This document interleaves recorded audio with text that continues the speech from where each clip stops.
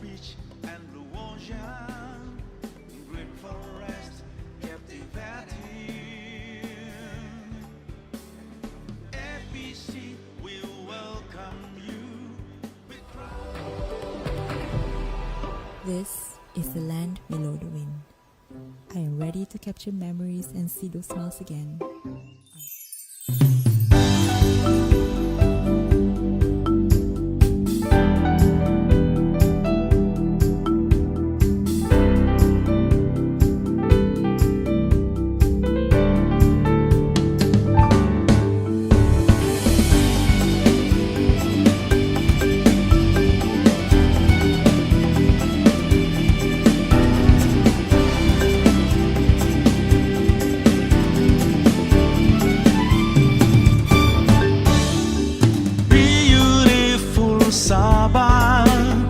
We welcome you to feel the beauty of flora fauna. White sand of the beach and blue ocean, green forest, captivating. ABC will welcome you with pride and joy, with an open arm, Asian Forest Congress. All the Asian nations to come and share it together. Beautiful Sabah, multi-language and multi-racial, colorful of living happily. Everything it starts here.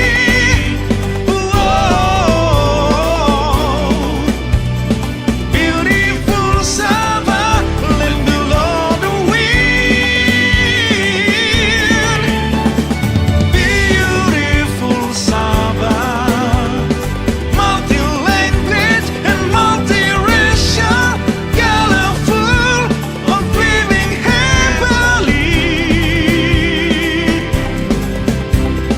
Everything is starts here.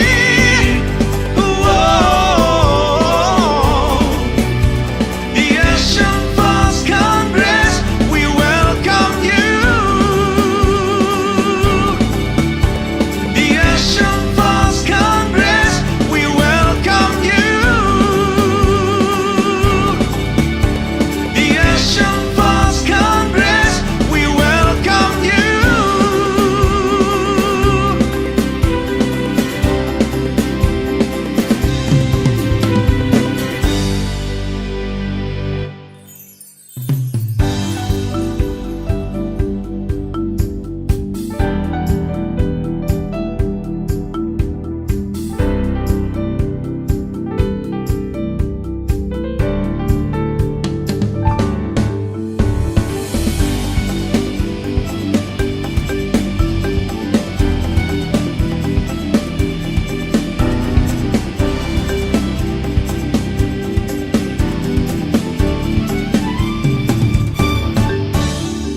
Beautiful Sabah, we welcome you to feel the beauty of flora fauna.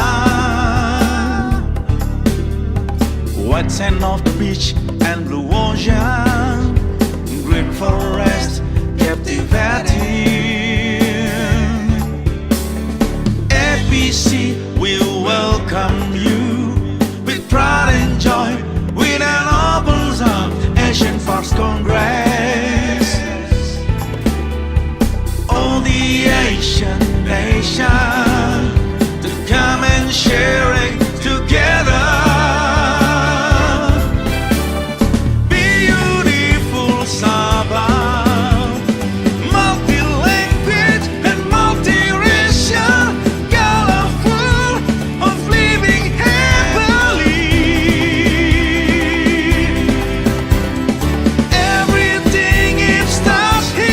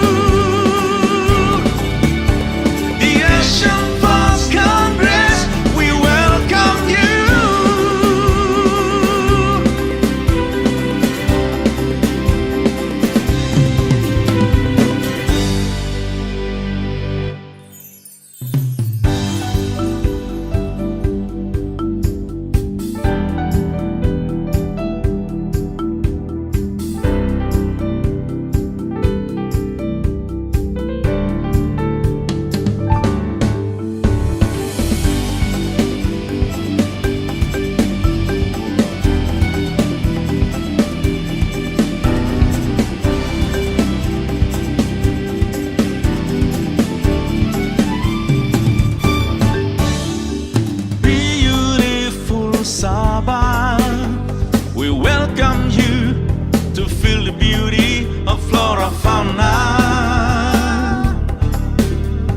White sand of the beach and blue ocean, green forest captivating.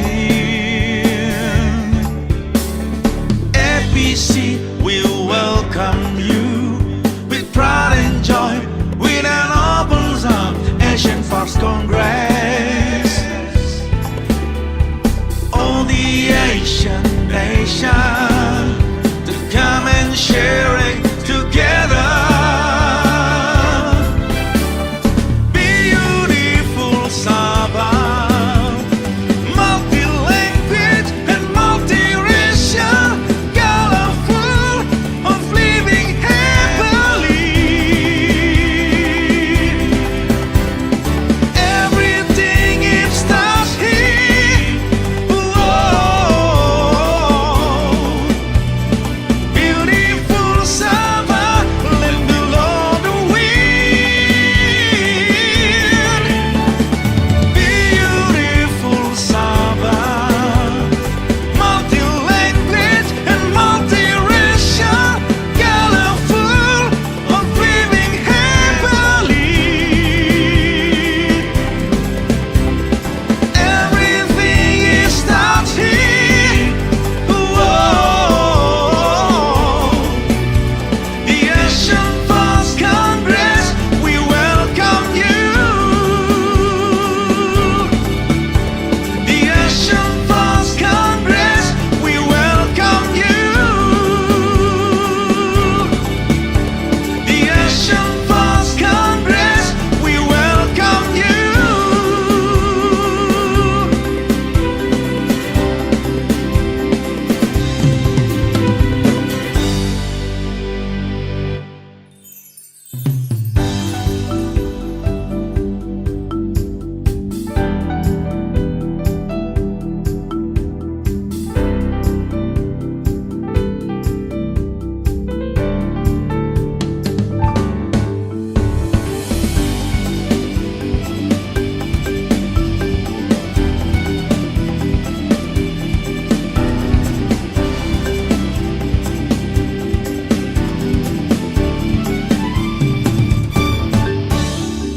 Beautiful Sabah, we welcome you to feel the beauty of flora fauna. White sand of the beach and blue ocean, green forest captivating. APC will welcome you with pride and joy, with an open arms. Asian Force Congress, all the Asian nations to come and share it together. Beautiful Sabah, multi-language and multi-racial, colorful of living happily. Everything it starts here. Whoa. Beautiful Sabah, land below the wind.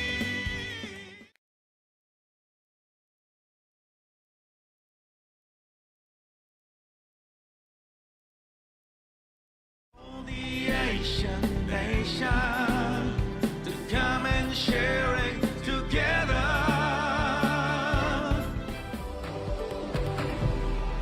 This is the land below the wind. I am ready to capture memories and see those smiles again.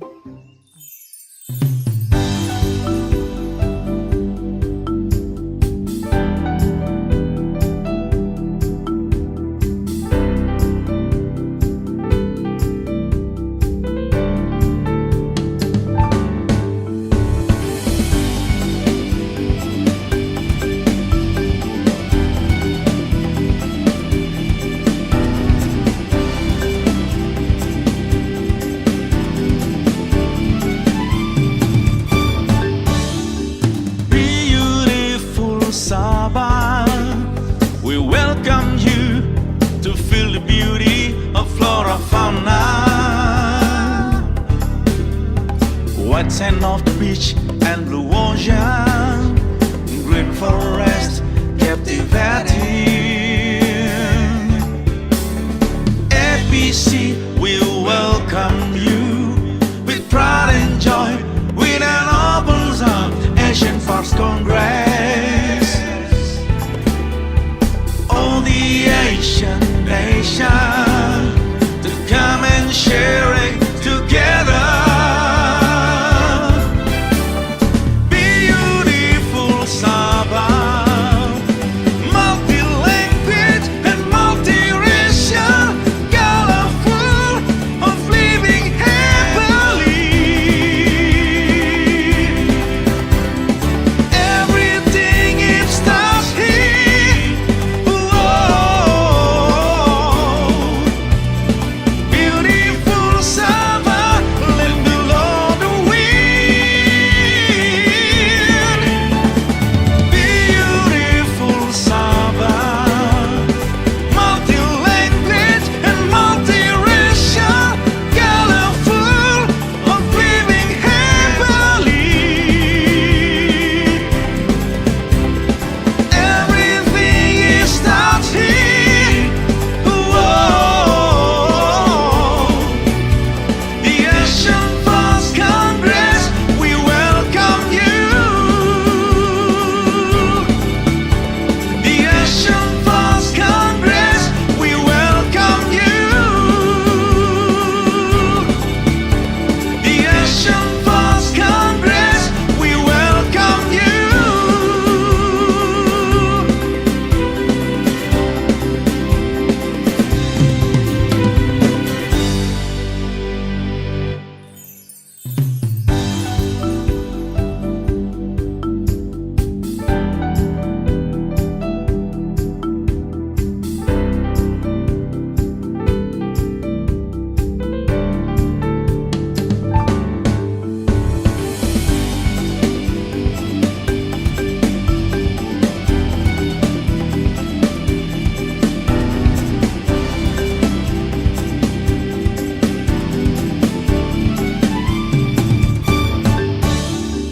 Beautiful Sabah, we welcome you to feel the beauty of flora fauna.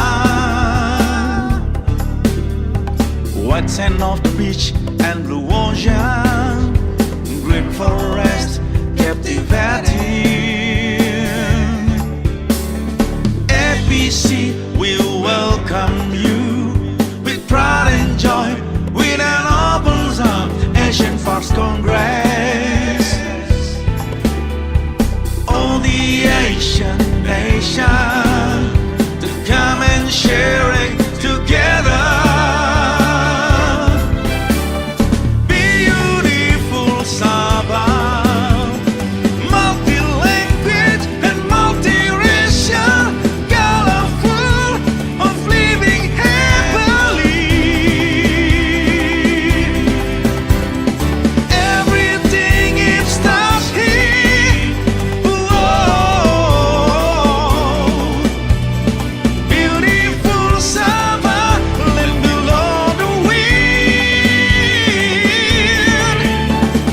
Beautiful Sabah, multi-language and multi-racial, colorful of living happily. Everything is starts here. Whoa. The Asian First Congress, we welcome you. The Asian First Congress, we welcome you. The Asian First Congress, we welcome you.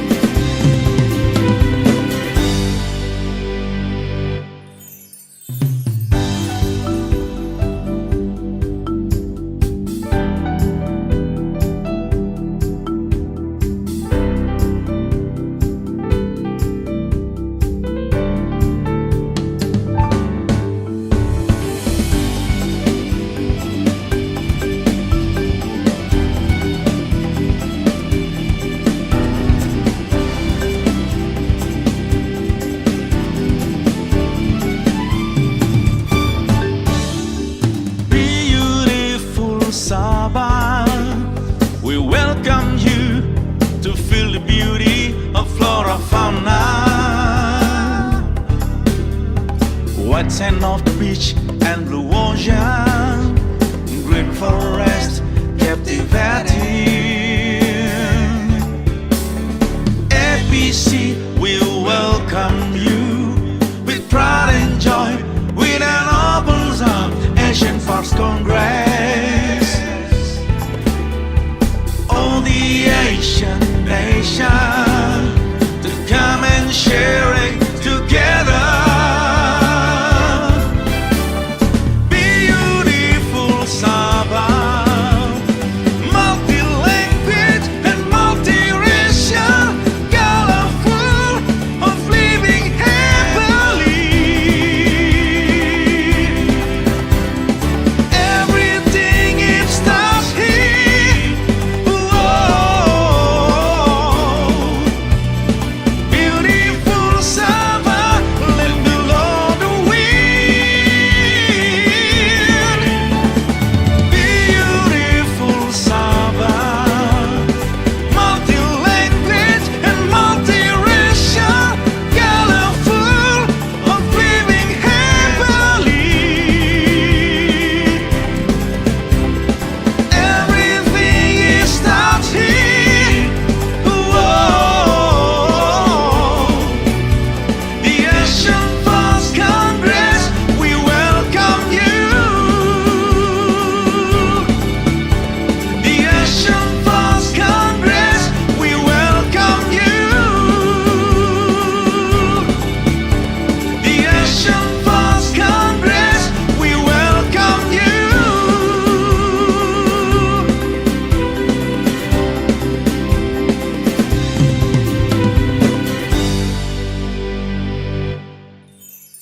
And gentlemen, announcing the arrival of the Honorable Dato' Jeffrey Arifin, Minister of Tourism, Culture and Environment of Sabah.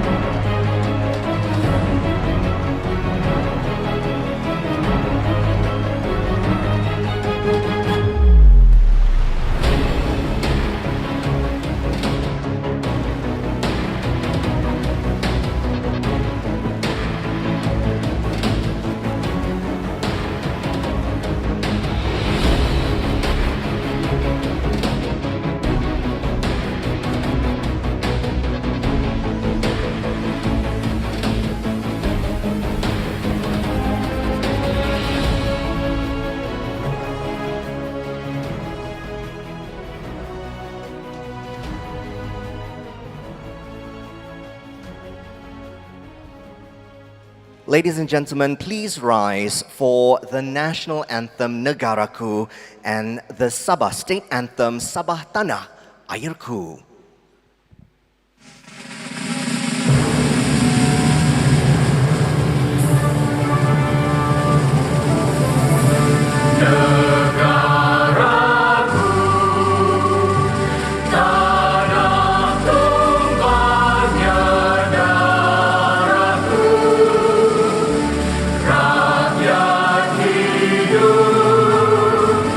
Bersatu dan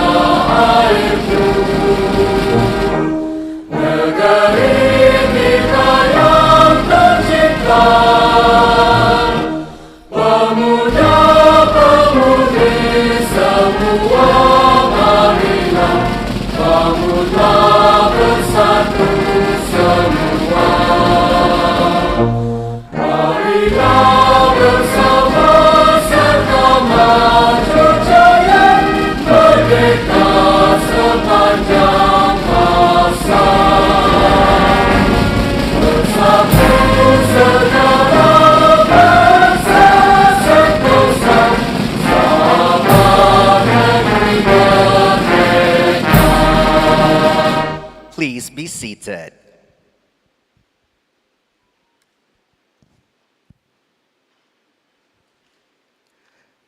Bismillahirrahmanirrahim. Assalamualaikum warahmatullahi wabarakatuh. Salam sejahtera. Good morning. We would like to acknowledge the presence of the following distinguished guests. The Honorable Dato' Jeffrey Arifin, the Minister of Tourism, Culture and Environment of Sabah. The Honorable Dato' Nur Asiah binti Muhammad Yusof, State Attorney General of Sabah. The Honorable Datuk Surveyor Haji Muhammad Yusri Abdullah, the Permanent Secretary of the Ministry of Tourism, Culture and Environment, and Chairman of the 2nd APC State Level Steering Committee. Dr. Maclarin Lakim, Director, Sabah Parks, and Co-Chair of the 2nd APC International Steering Committee.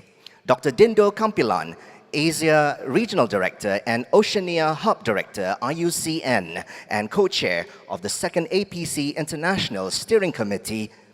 Dr. Kathy McKinnon, Co-Chair of the 2nd APC International Steering Committee. Dr. Madhu Rao, IUCN World Commission on Protected Areas Chair. Mr. Sean Southey, Chair, IUCN Commission on Education and Communication. Mr. Trevor Sanwith, Director, IUCN Conservation Action Center. Distinguished speakers, members of the Asia Protected Areas Partnership, heads of departments and agencies, partner NGOs, expert speakers, friends of the media, ladies and gentlemen, welcome to the closing plenary of the 2nd Asia Parks Congress 2022. My name is Ben Uzair. And I am Melissa Leong. It has been a privilege to be your Masters of Ceremonies during APC 2022. I would also like to acknowledge our wonderful delegates who are joining us online from across the world. Thank you so much for being here, and we do hope it has been a fruitful Congress for you thus far. And just like that, Ben, we've come to the final day of the 2nd Asia Parks Congress 2022. And what a week it's been. For the last 5 days, the SICC has been the convergence point for some 1,073 delegates who hail from 49 countries and another 200 delegates who have been joining us virtually. To say we've been busy is an understatement. Along with the plenary sessions, we have had 8 concurrent sessions, 6 working groups, the Youth Forum, as well as the Indigenous Peoples and Local Communities Forum, bringing together 2 very important voices to the table for the future of biodiversity conservation and climate action. And don't forget, we've also been running 28 side events over the week, and we must also commend the hardworking vendors and exhibitors who have made this Congress informative, interactive, and engaging. And it's been an honor to host our delegates as well, both local and international. If you are extending your stay right here in the land below the wind, which I know a lot of you are, it is no better time than the month of May to celebrate the Harvest Festival month, or as we like to call the Tadau Keamatan, a time of thanksgiving for a bountiful harvest and plentiful of merriment, cultural highlights, and we'd like to invite you to the Kadazan Dusun Cultural Center to experience the cultural extravaganza that is the Tadau Keamatan.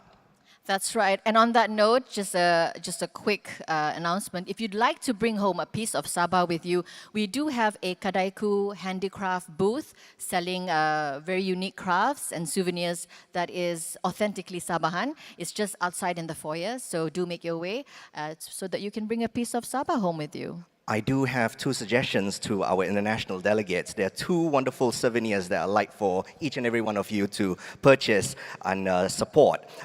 Books will always make great souvenirs, and also the pinakol, which is a necklace made by the Rungus community in the district of Kudat. Well, I don't want to be nostalgic, but we have to. We've spent so many days here in the hall throughout the week. Let's look back, and as we take a look at this video, Melissa, let's continue to create memories and keep it in our hearts. Let's take a look at this video.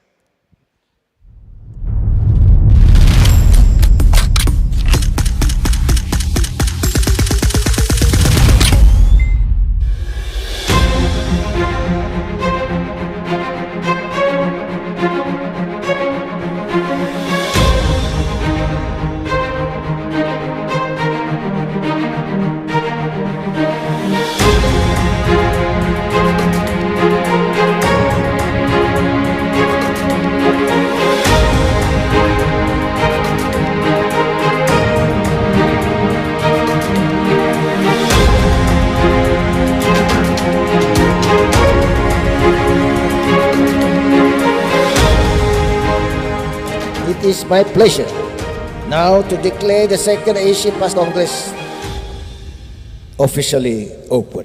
Thank you.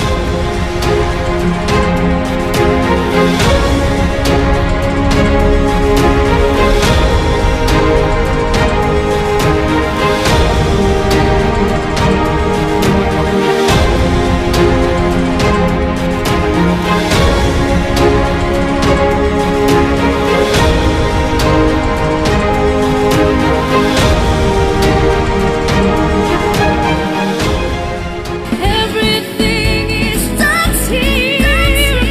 Oh, the Asia Parks Congress, we welcome you.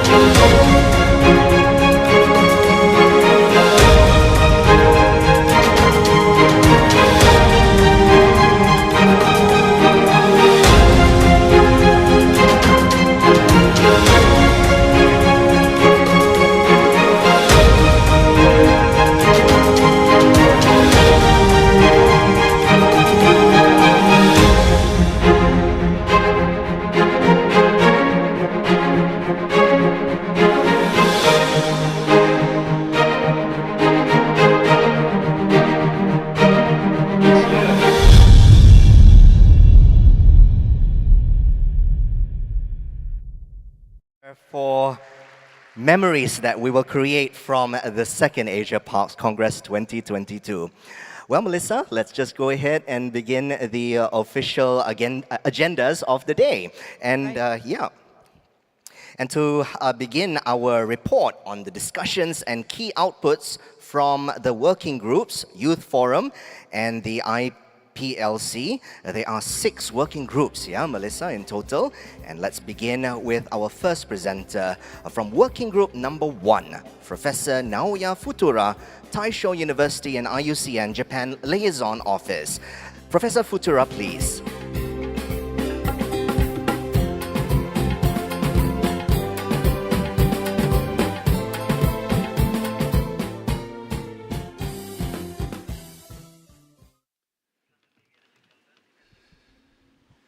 Good morning, honorable guests, distinguished participants, ladies and gentlemen. This is my great honor to report back the outcomes of the working group 1 this morning. I am so happy to inform you that we had a very fruitful and rich discussion on nature-based solution and protected and conserved area at the working group 1. We started our working group by introducing some of the basic concepts and elements of nature-based solutions and how it relates to the protected area and conserved area management by introducing a draft handbook we have prepared for this Congress.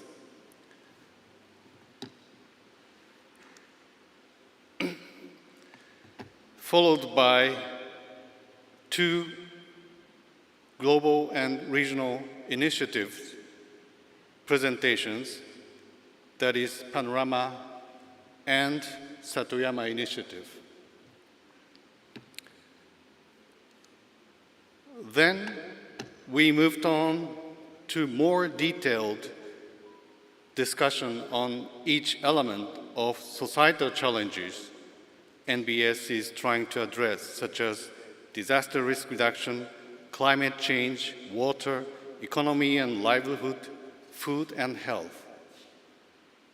We had 12 case studies presented, including some very interesting case studies from Malaysia. One of the issues coming out strongly from our discussion for the 2 days was protected areas other effective area-based conservation measures, OECMs, ICCAs, and socio-ecological production landscapes and seascapes are key delivery mechanisms for nature-based solutions. This message repeatedly came out throughout the working group. The second element strongly coming out was nature-based solutions actually include both traditional and more innovative approaches, and sometimes mixture of these two. We've listened to very interesting examples applying the latest technology such as drones and GIS with traditional shifting cultivations, and modern Western sciences with local traditional medicine. Third point strongly came out was the term NBS is now widely used at the global level, and nature-based solutions interventions implemented widely throughout the world, but without naming it as NBS. The concept of NBS is still poorly understood by many governments and most of the part of the civil society.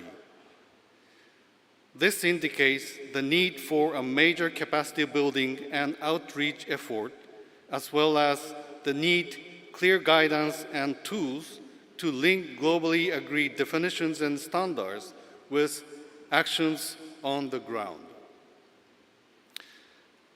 The fourth point came out was we've listened to multiple examples of NBS in and outside of protected and conserved areas throughout the world in our working group. But challenge remains in scaling up from individual project to mainstream application. Blockages include political resistance, concern about the financial implications, and more complex reasons of cultural and social resistance. Overcoming these obstacles is a critical need. The fifth point was the impact of COVID pandemic and other global challenges.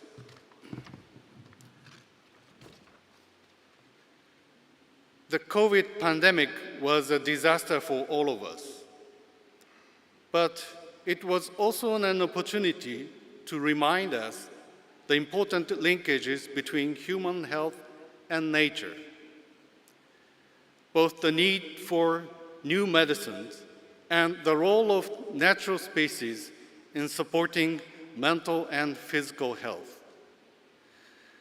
The growing climate crisis has focused attention on NBS and climate mitigation and adaptation as well.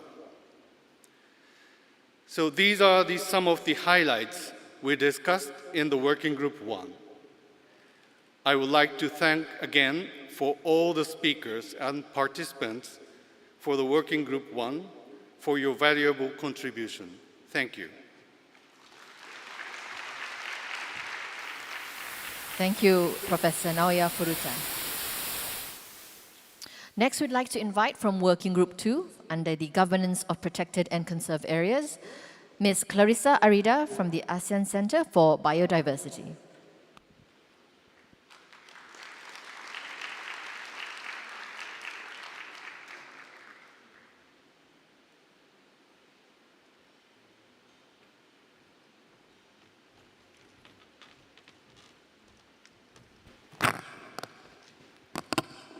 Good morning, Selamat Pagi, Excellencies, distinguished experts, speakers, participants from Asia and all over the world.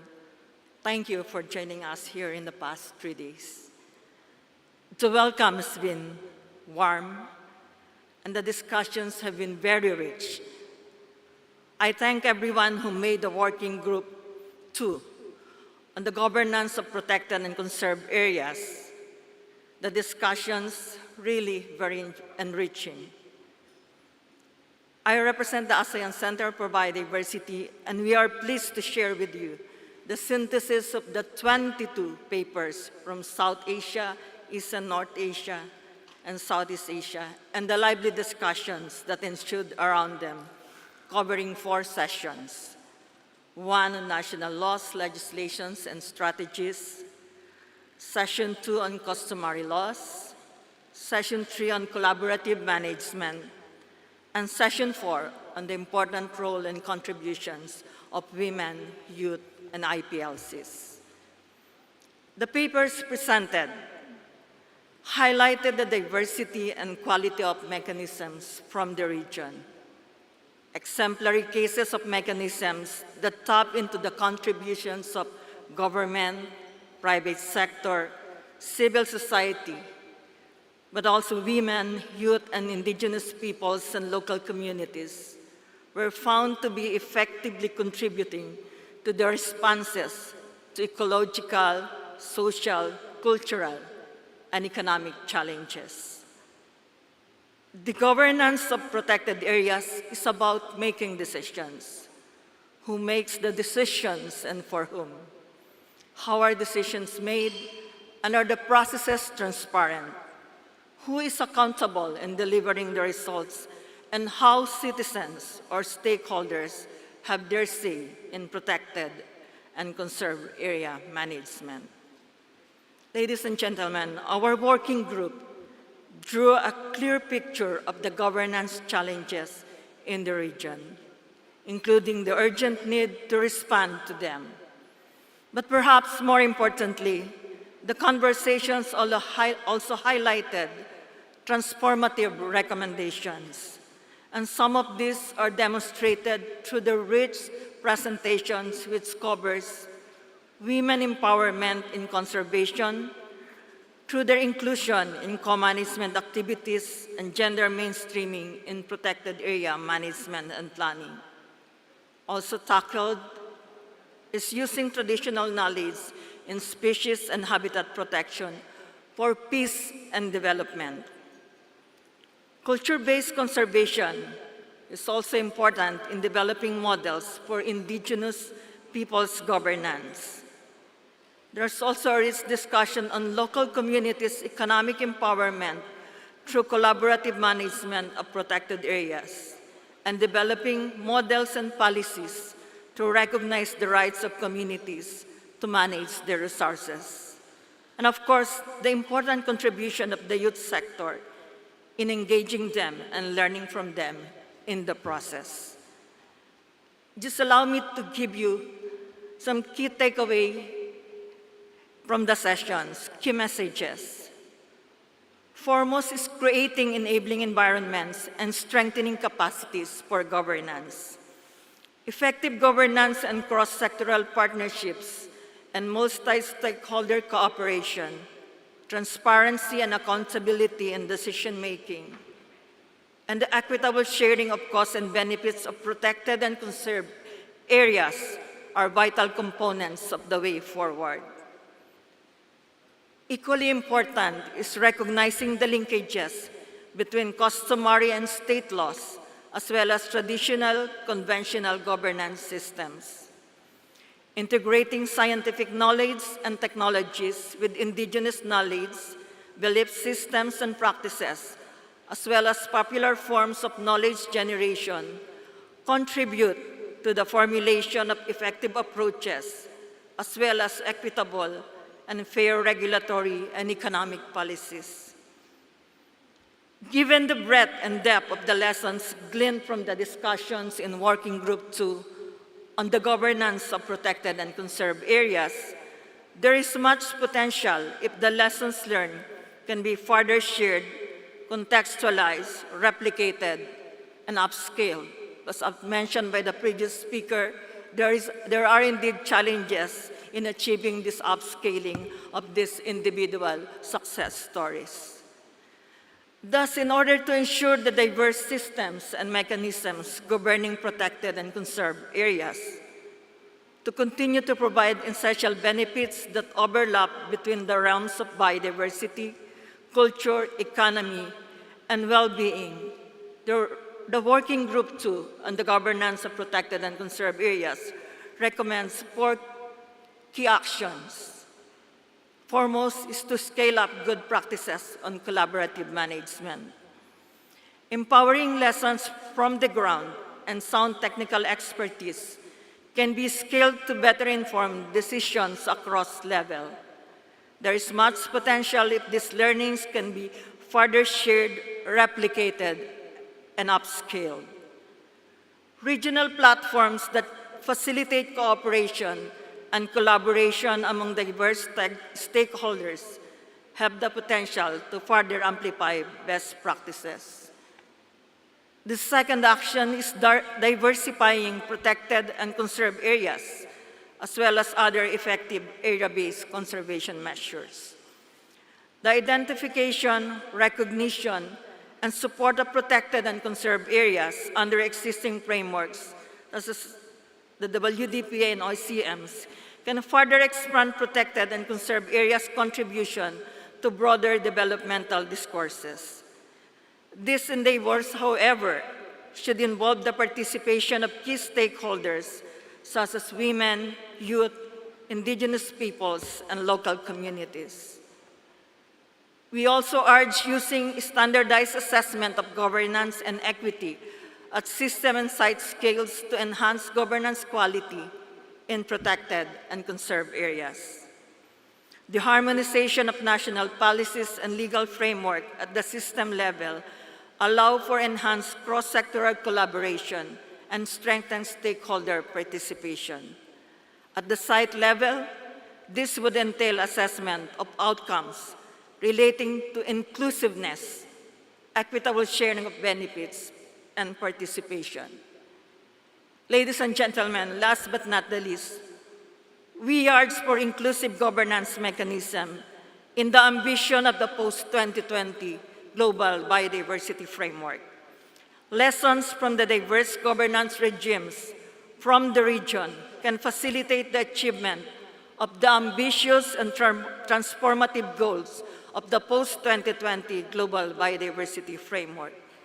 In closing, Working Group 2 discussions would also like to re-emphasize that bold and transformative actions need to be taken to ensure a life in harmony with nature. Terima kasih banyak. Thank you very much and good morning. Terima kasih. Thank you, Ms. Clarissa Arida.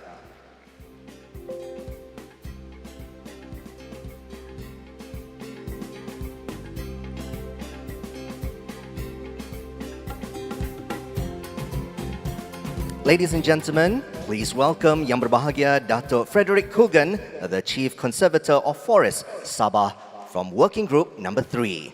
Dato' Frederick, please.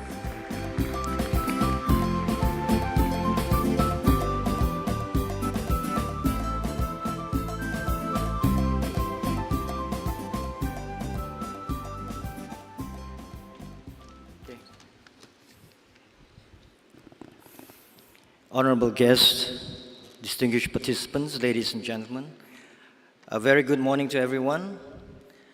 Just to clarify, I am not Dato' Fred Coogan. I'm Robert Ong, his stunt double, and also the victim of his absence.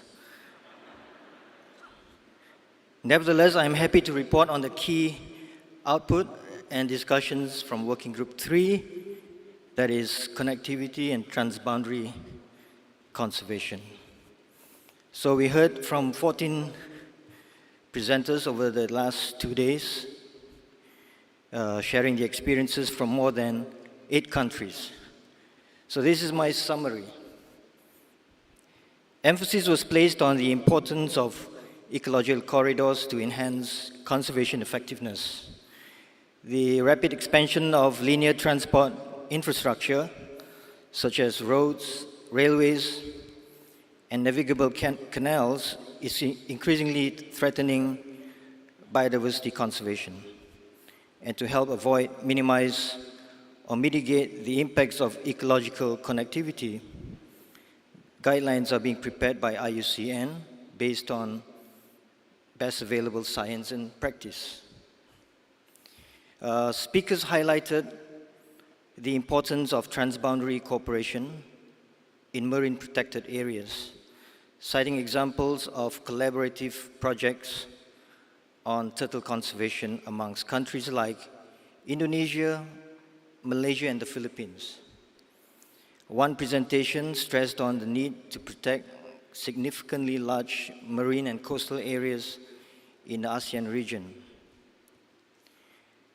Tree planting as a means towards ecological restoration was presented, and evidence from some 200 sites across tropical Asia show variable results.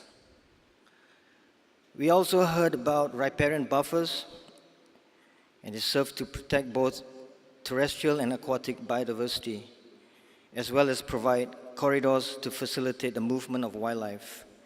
Studies from Sabah show that increasing the buffer width from 20 meters to 40 meters would more than double the species found. A project in Pahang, Malaysia, found canopy bridges to be effective in facilitating the movement of arboreal animals such as gibbons and langurs across habitat fragments. And in the state of Johor, Malaysia, evidence was presented showing the effectiveness of eco-corridors in conserving small mammals within the central forest spine. A presenter from Vietnam talked about how transboundary cooperation between China and Vietnam has helped in the conservation of critically endangered primates. We heard about the establishment of elephant corridors in India to minimize human-elephant conflicts and the problems associated with their management. And from Kazakhstan, we heard about the efforts in establishing ecological corridors to facilitate the migration of saiga antelopes. And closer to home, we had a presentation on progress towards establishing connectivity between Kinabalu Park, a World Heritage Site, and the Crocker Range Park through active community engagement. We also listened to how GIS and remote sensing can be used for conservation planning. And last but not least, if there was a common denominator, COVID was blamed for everything. And to summarize the summary, key ingredients to success is strong policy and legislative support, practical guidelines based on scientific evidence, and collaborative effort.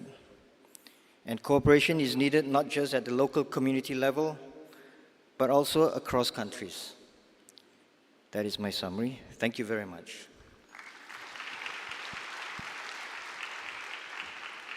Thank you, Dr. Robert Ong.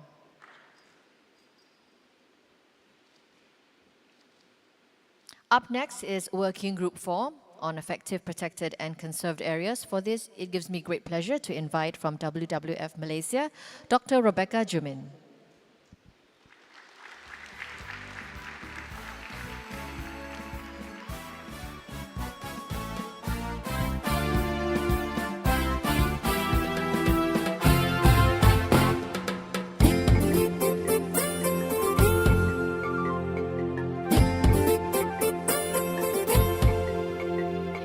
Thank you. Good morning, honorable guests and distinguished participants. Good morning to everyone. On behalf of Working Group 4, I am happy to share the outcome or the synthesis of the discussion made under the Working Group 4. Working Group 4 discussed topics on effective, protected and conserved area, CA in short, under 6 sessions, which saw the presentation of 14 papers, including a paper on assessing equity in area-based conservation. On session 1 on management effectiveness standards, we heard about 2 global standards. The first one is on IUCN Green List Standards, which is a sustainability standard framework that is globally applicable to both protected and conserved areas, and at the same time, locally adaptable to suit local needs.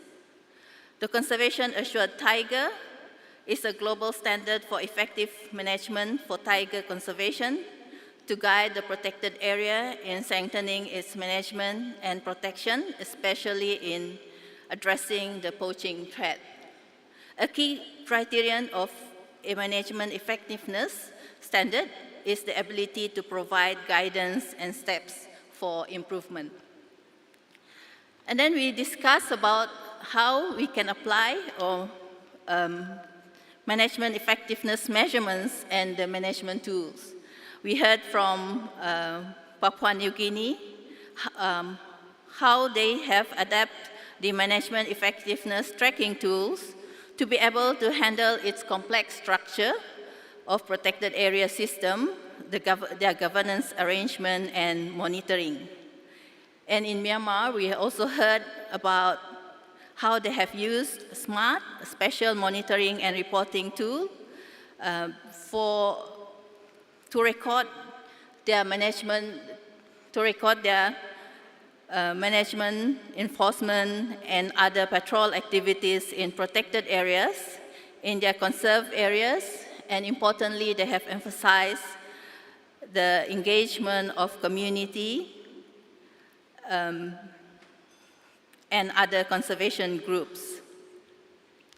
The Ocean Governance Project shared on their Marine Mammal Management Toolkit that allows MPA managers to include marine mammals into MPA management plans. The toolkit contributes to MPA management effectiveness by enabling assessments, identifying weaknesses, and improving capacity to manage. The group also discussed on how the upscaling can be done, scaling up management effectiveness to the national level. Here we have heard about Malaysia's experience in using a single platform, the Earth Ranger, as a centralized system for monitoring of protected areas. This allows instant sharing of data, updates, and planning. And we also heard from Taiwan on their experience in implementing management effectiveness evaluation for protected areas using different tools, including RAPAM and MAT. And importantly, their study recommends for institutionalization of management effectiveness evaluation at the national level. And we also heard from Indonesia using MAT and adapted MAT to evaluate more than 550 conservation area units in Indonesia over 4 years. They highlighted the role of the Indonesian government in ensuring continuous assessment of these areas through the enactment of related policies. The Working Group 4 also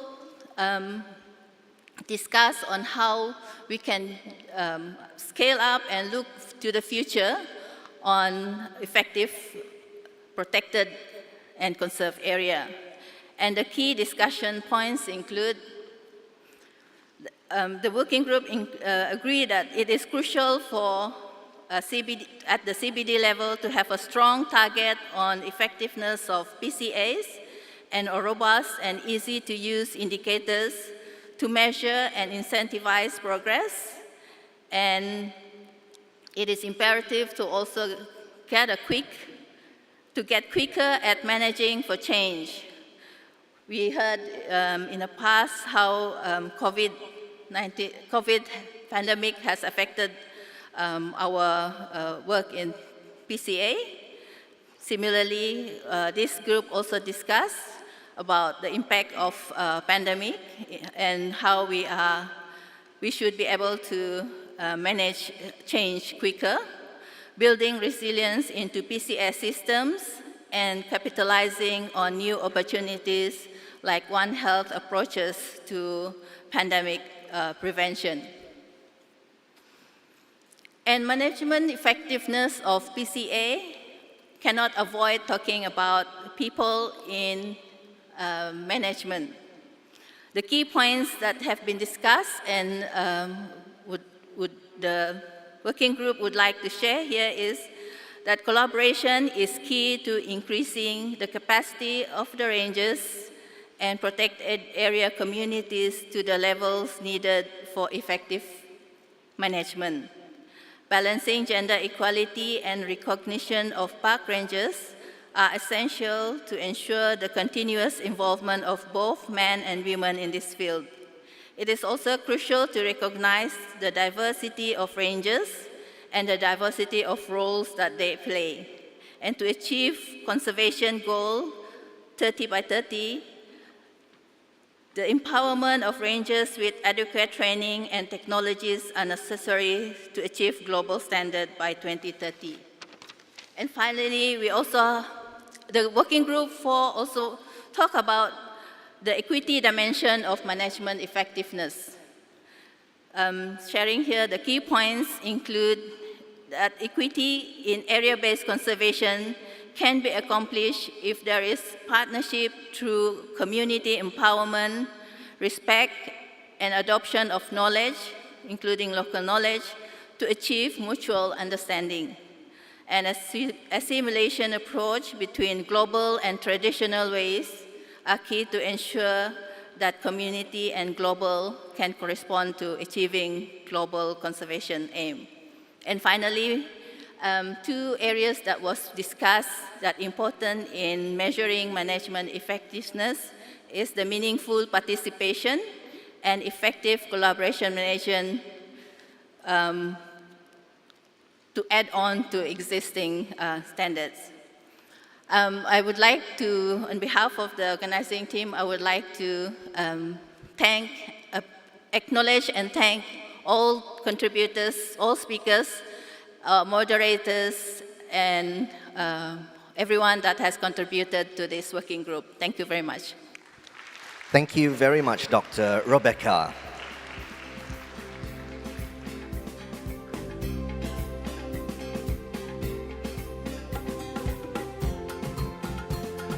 Ladies and gentlemen, from working group number 5, please welcome Mr. Gabriel Jaramillo from the United Nations Development Programme. Mr. Jaramillo, please.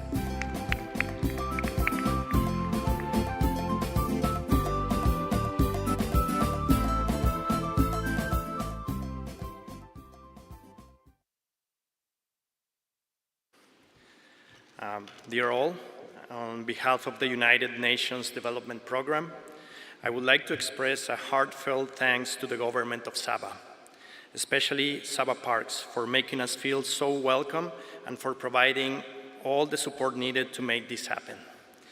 Thanks also to IUCN and all the organizing partners for inviting UNDP to lead the working group on economic and financial sustainability of protected and conserved areas, and for all the efforts to make this Congress a success. I would also like to offer our heartfelt thanks to all online and in-person participants. Your contributions were key to the discussions we had. And last but not least, I would like to thank the speakers and panelists for such interesting and inspiring presentations.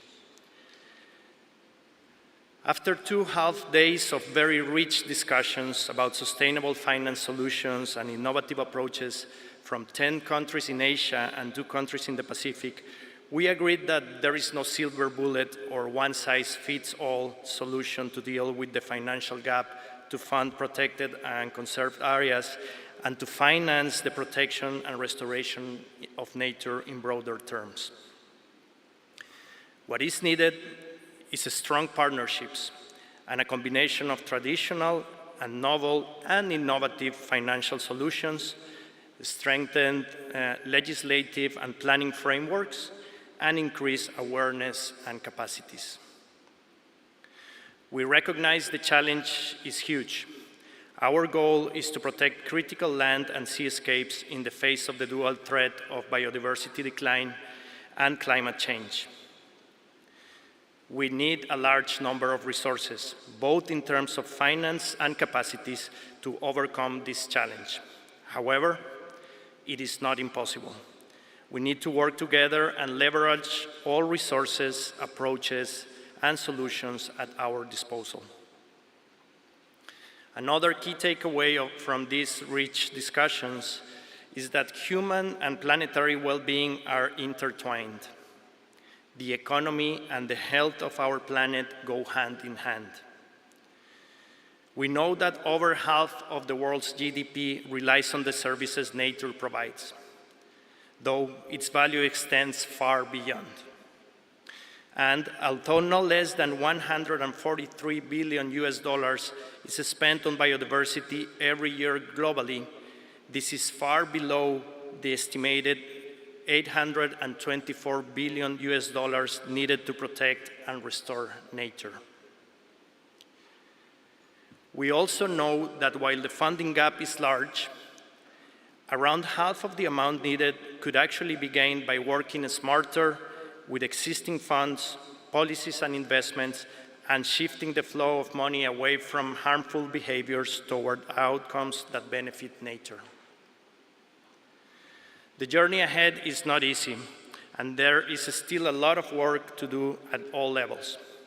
But I am sure that together we can make a difference for nature and people on this planet. Together we can support the global goal of protecting 30% of Earth's land and ocean by 2030, working with everyone and especially with indigenous peoples and local communities. Working Group 5 concluded that the global economy is intimately linked to the health of our planet. Threats to nature are also threats to our economies. At a time when nature offers cost-effective solutions to many of the challenges faced by humanity, we need to make the biodiversity and ecosystem services in protected and conserved areas visible in economic calculations and in business and government decision-making processes. Please allow me to share 3 recommendations arising from these working group discussions. The first one is to mobilize and upscale public and private investment in nature-positive actions, while reducing financing of nature-negative business processes. This can be done by putting nature as a central pillar of economies, where economic value of nature and the inherent economic risk of nature's loss is embedded in national economic decision-making, increasing investment in nature assets and phasing out nature-negative subsidies. The second recommendation is to mainstream nature into development, production sectors, and landscape and seascape policy planning and practice, ensuring that nature provides a means of sustainable livelihoods, helps communities build resilience to climate-related disasters, strengthens ecosystem services for people, and provides safe habitat for flora and fauna. Finally, the third recommendation is to design protected and conserved area finance strategies that are equitable for all people, and share those finance benefits with local communities and indigenous peoples. Thank you again for this opportunity to learn from each other. We are happy to know that the proceedings of this Congress and the Kota Kinabalu Declaration will contribute to the upcoming CBD COP and the discussions around the new global biodiversity framework. Thank you very much. Thank you, Mr. Gabriel Jaramillo. And now, please join me in welcoming from Working Group 6, Urban Conservation and a New Generation, Mr. Tang Tak Weng from the National Parks Board, Singapore.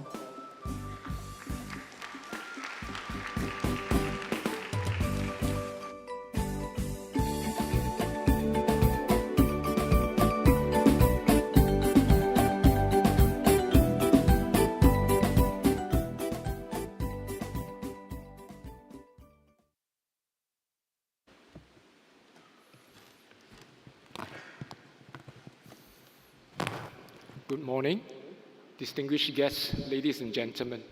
It's my honor to be here this morning to give an update on the discussion at Working Group 6, which discussed urban conservation and a new generation. These are the speakers. in our forum, Working Group 6. We have speakers from as far as Canada, South Korea, and of course from Malaysia and Singapore. They came from very diverse backgrounds and contributed to a very rich discussion. This is a brief summary of the points. I apologize that my summary here is unable to capture all the rich discussion that we had. But in the interest of time, I will just focus on 3 points that were very key to the discussion that we had. First, about connecting people with nature in cities. We are seeing very rapid expansion of urbanization in Asia, and there is a danger that many people living in cities may be disconnected with nature. However, we all know that interaction with nature is very important to the well-being, to the mental and physical well-being of all of us.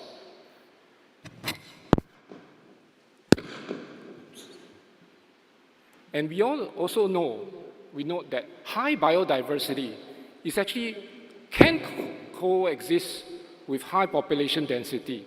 However, we do need to plan for this, and we need to seek strong stakeholder support for this. Therefore, we strongly recommend to conserve and restore nature in cities, and this can help to strengthen cities' ecological, social, and climate resilience.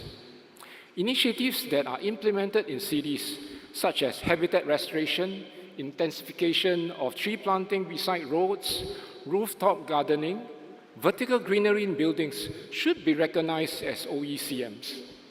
The 2 photographs you see here are that of a park in Singapore.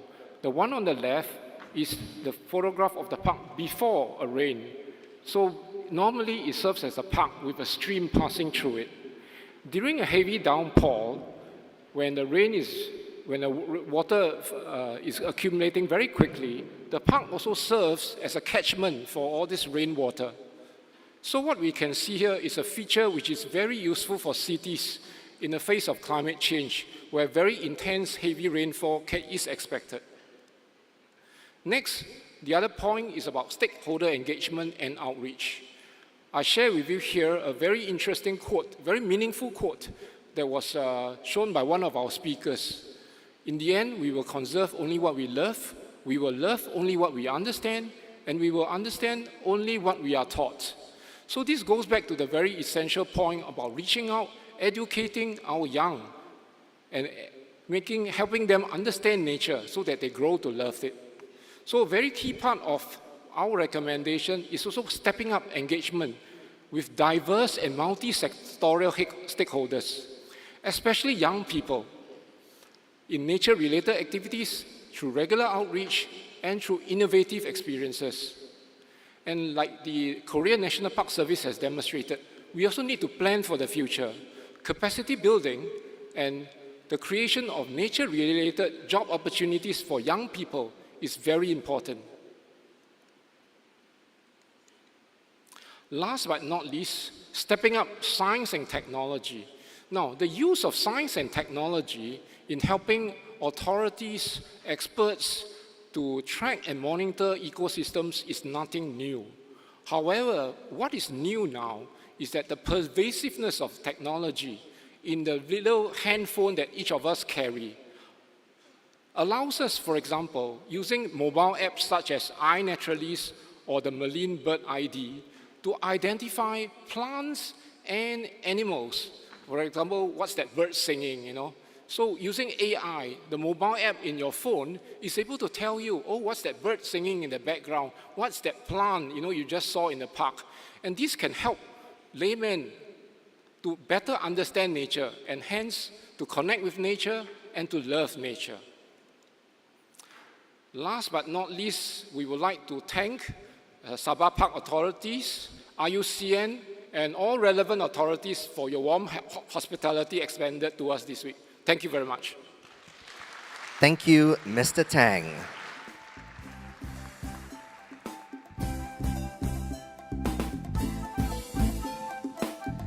Ladies and gentlemen, from the Youth Forum, please welcome Ms. Erin Drake from WCPA and Mr. Hong Yun from the Korean National Park Service.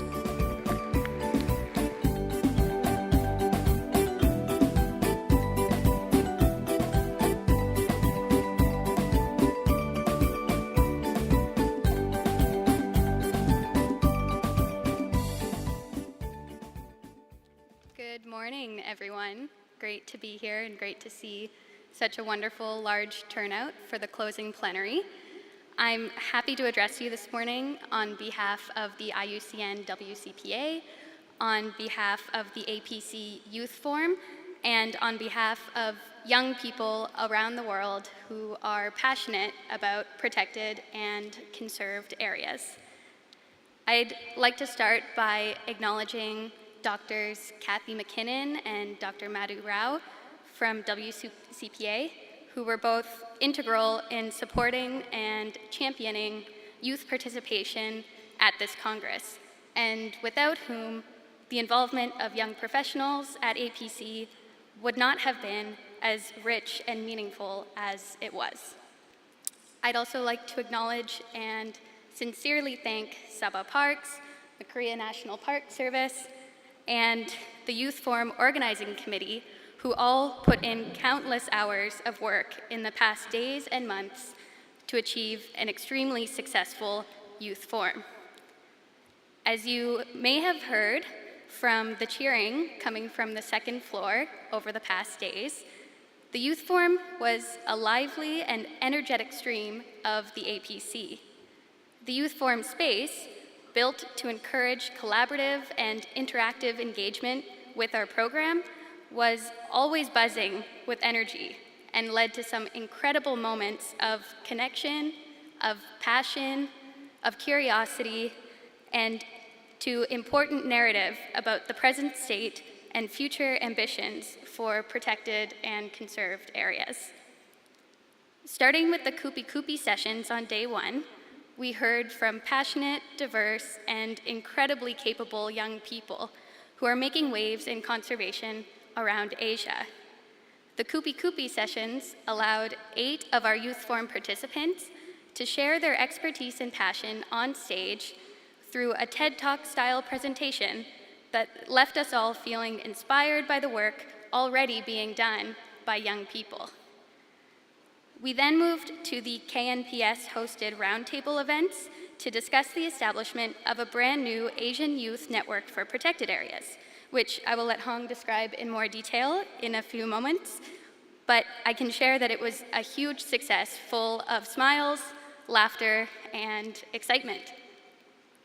On day 2 of the Youth Forum, we held an interactive Nature for All storytelling workshop that involved participants directly in a conversation around how we can all share our love for nature with our peers, with decision makers, and with the world. This session resulted in a better understanding of the tools and networks available to us as young people to share our stories, and it provided a platform for many important conversations about the role that young people play in protected areas around the world.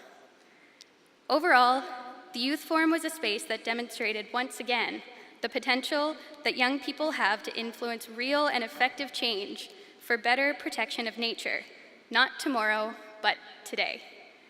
Young people at APC showed up and continue to show up for nature, and I think we can all learn from the innovation, creativity, and optimism that they've brought to us this week. And with that, I will pass it over to Hong.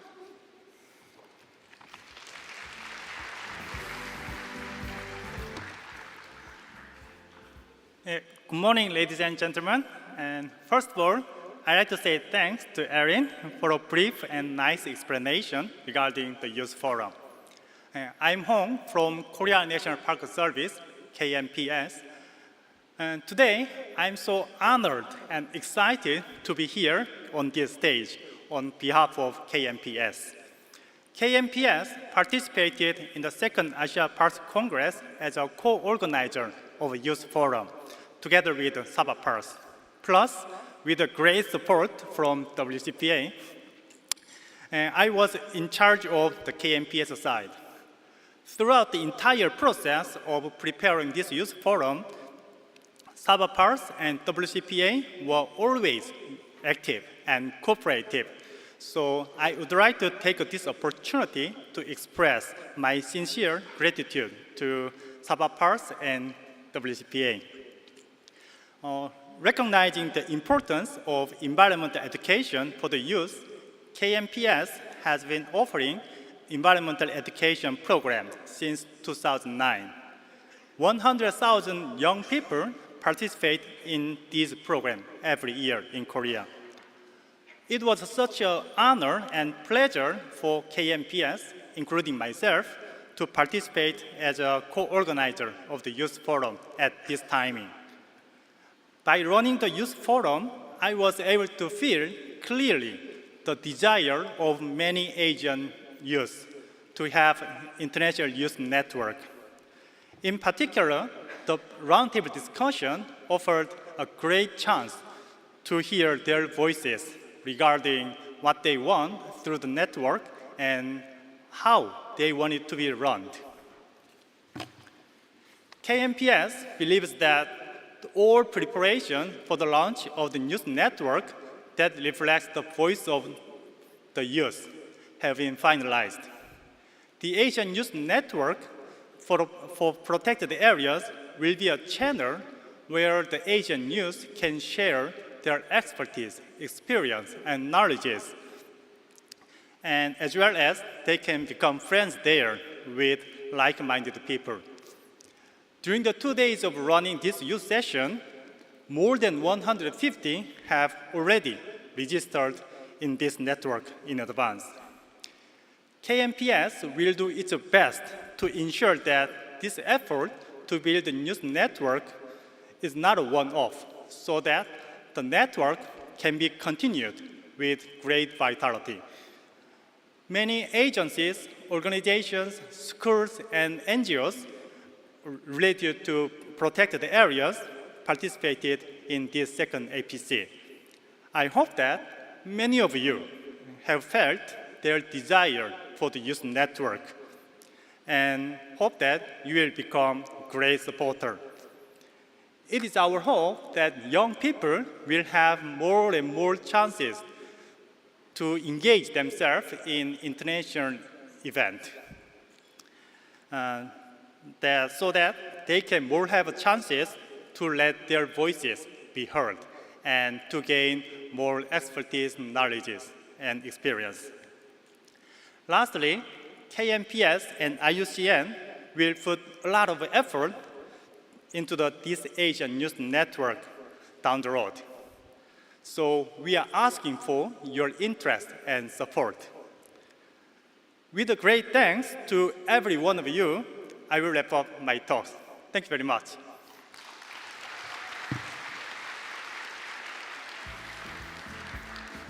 Thank you, Erin and Hong Yoon from the Youth Forum.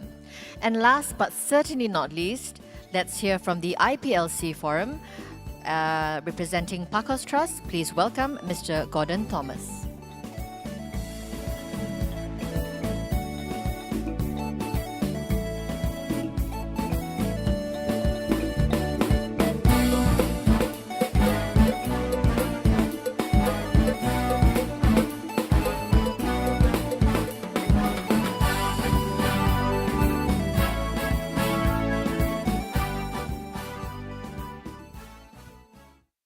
Very good morning. Selamat pagi and kopi sanangan. First of all, on behalf of the IPLC forum organizer, including Pakos Trust, ICC Consortium, Asia Indigenous People Pact, and Forest People Program, I would like to thank also to the organizer, Sabah Park, and the funders for giving us a space for this year Asia Park Congress. And we also do not forget to thank our ancestors who walked before us, all the delegates and speakers for making the IPLC Forum a success.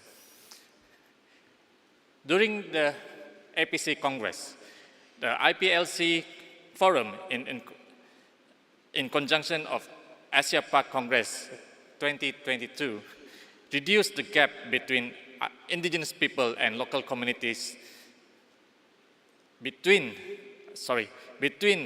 reduce the gap between indigenous people and local community, conservation actor, and government agencies, as this is the first IPLC forum that has been held in the Asia Pac Congress. From the IPLC forum event, consisting of sharing delegates' stories and voices in highlighting the customary practices on conservation in their country. Apart from that, inter-learning from other mechanisms and processes in organizing such as OECMs, ICCAs, CUZ, and ECOLINK on their conservation initiative by the IPLC, and also building partnership and collaboration with other agencies to strengthen the recognition of our customary conservation practices. The outcome of this forum is the Api-Api Declaration, which emerged from the collective stories and key messages of my 247 brothers and sisters from 9 countries consisting of Cambodia, Kyrgyzstan, Indonesia, India, Philippines, Nepal, Thailand, Vietnam, and Malaysia. The Api-Api Declaration was read to and agreed by all delegates on 27 May 2022. Together with me, Ms. Diana Tan from the Jakun Community Pahang, Malaysia. She is a community teacher and focusing on forest-based farming. We will present you the Api-Api Declaration, and I will present more on the preamble and realities, and Ms. Diana Tan will present the recommendation.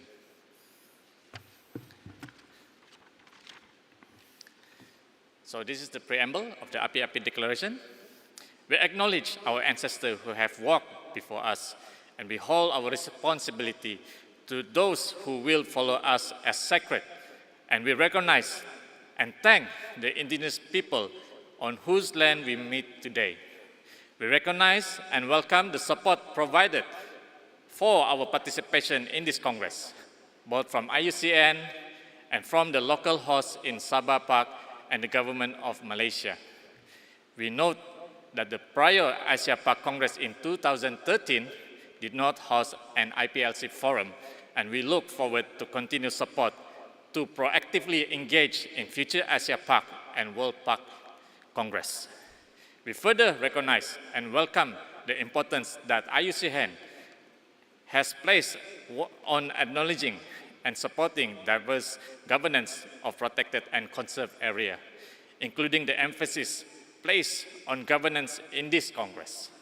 We emphasize the importance of our visibility and full, effective, and meaningful participation in policymaking arenas that have the potential to impact on our collective and individual rights, and on our land, territories, and resources.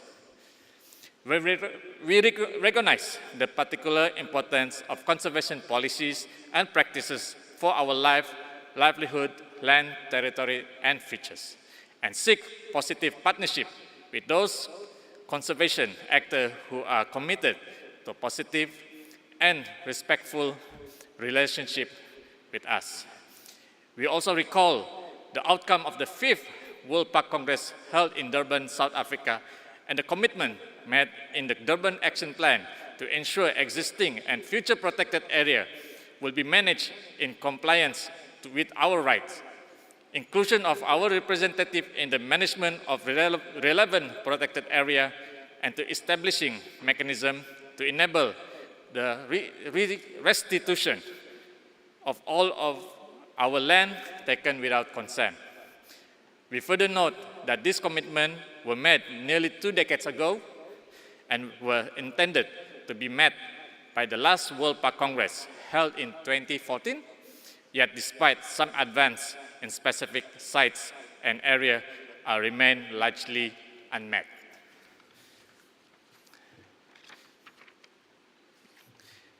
We note that even Western scientific evidence increasingly underscore the role and contribution in indigenous people and many local communities in conserving and sustainably use our land, territory, and resources. And note the central importance of our own traditional and indigenous knowledge system and the need for this to be recognized on par with conventional or mainstream knowledge. Finally, we reaffirm our value of co-responsibility and care for the being in this world, both human and non-human, and recognize the leadership of local communities and indigenous people in resisting threats to our land and territories, including from land grabs, mega development projects, and corporate activities. Our realities.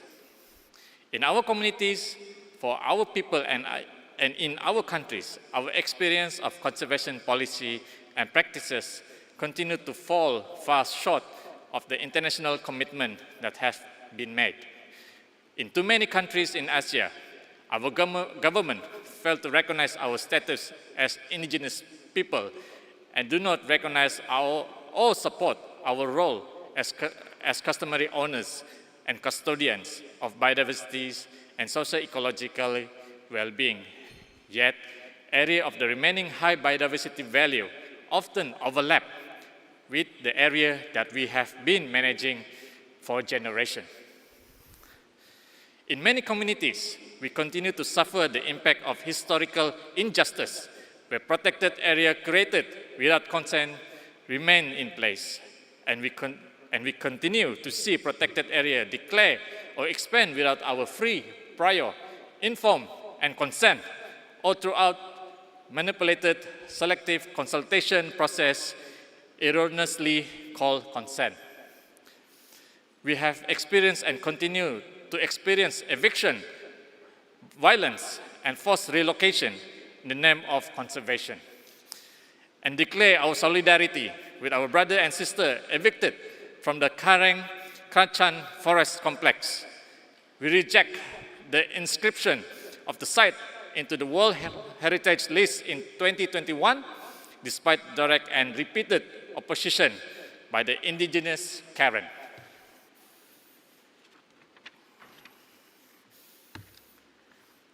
We continue to experience militarization of our land and territories and the criminalization of our indigenous practice and use of our traditional ecological knowledge. Too many places, national law, structure, and policy are incoherent with the idea of equitable governance and need urgent review and reform. We are seeing increasing action by our government to reduce the civil space we have in which to be active, and action by private actors using strategic lawsuit to silence our voice when we are fighting for our land and territory rights. In countries which legal framework exists, which recognize our rights in part, and where court judgment have been in our favor, implementation by government agencies lags or court judgment are ignored.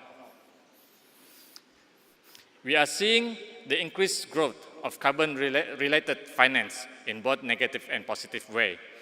We have communities beginning to access direct funding through the voluntary carbon market to enhance their livelihood. At the same time, we see attempts to sell carbon credits, which others receive money from resources held in our territories without our consent and without sharing of the benefit.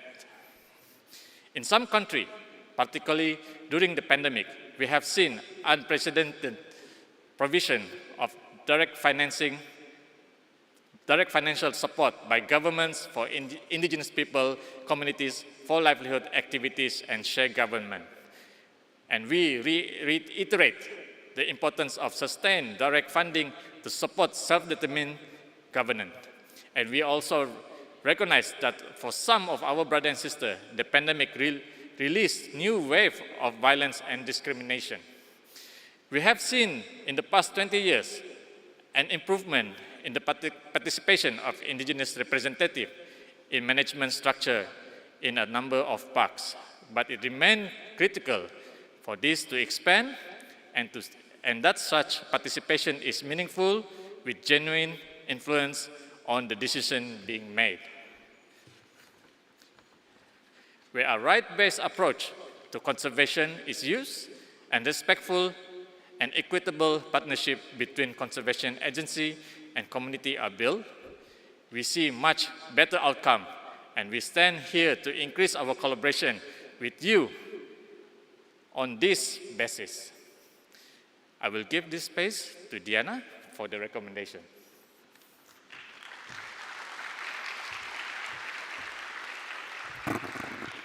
Thank you, Gordon. Recommendation.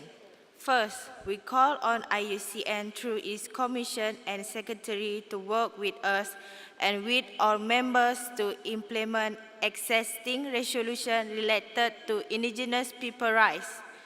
Second, we call for a moratorium on the declaration of any protected area without the involvement of indigenous people and local community recognition of our governance and customary management system and our free, prior, and informed consent.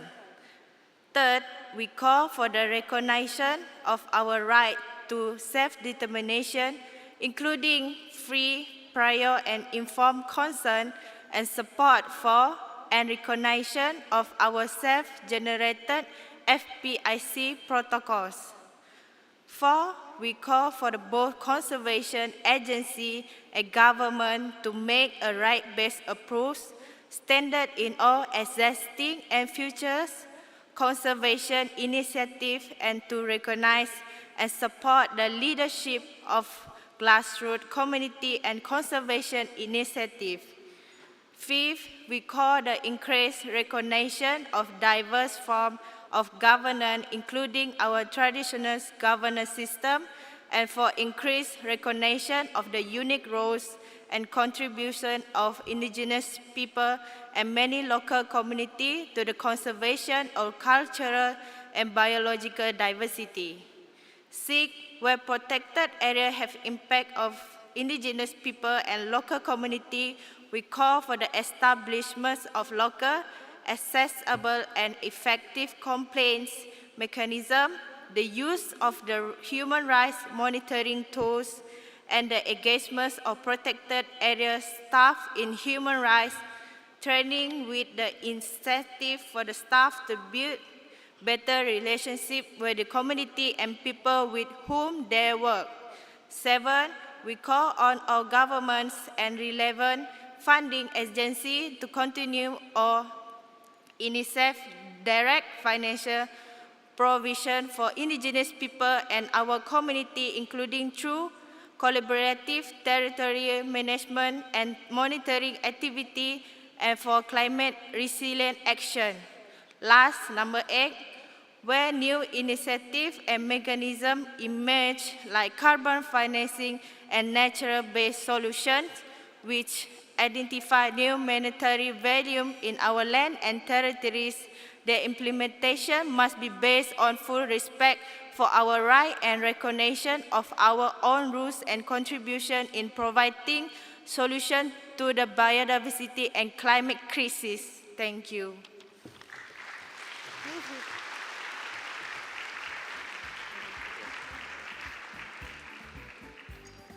Thank you, Gordon and Diana. And that wraps up the discussions, the report on the discussions and the key outputs from each working group. Thank you to all the working group and for your hard work, and thank you to all the leads for their presentations. Moving on, we've come to the highlight of the morning, the presentation of the Kota Kinabalu Declaration on Parks for Nature and People. For this, please join me in welcoming on stage the Honorable Datuk Nur Aisyah binti Muhammad Yusof, Sabah State Attorney General. Dipersilakan.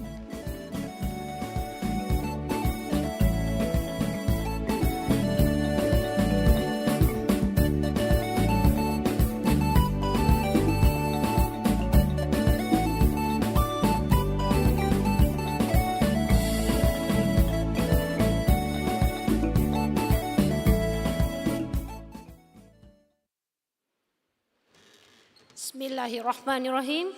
Assalamualaikum. Good morning to all distinguished guests, respected delegates, distinguished speakers, ladies and gentlemen that are here today or joining us virtually. I would like to thank the organizer for hosting this second Asian Parks Congress and selecting me as the presenter of today's declaration.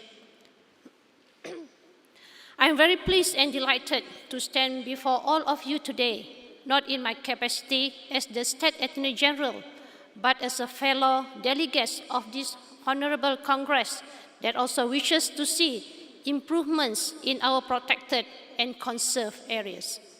Throughout the Congress, we have heard issues and recommendations which we have formulated into this declaration today by calling for action on things that need to be looked into in order to make an effective change.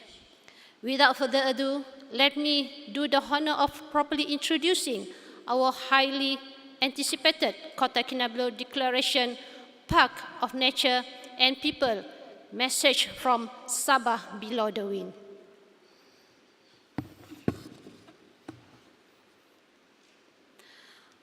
Over 1,250 delegates from 49 countries participated in Second Asian Park Congress in Kota Kinabalu, Sabah, Malaysia from 25-29 May 2022.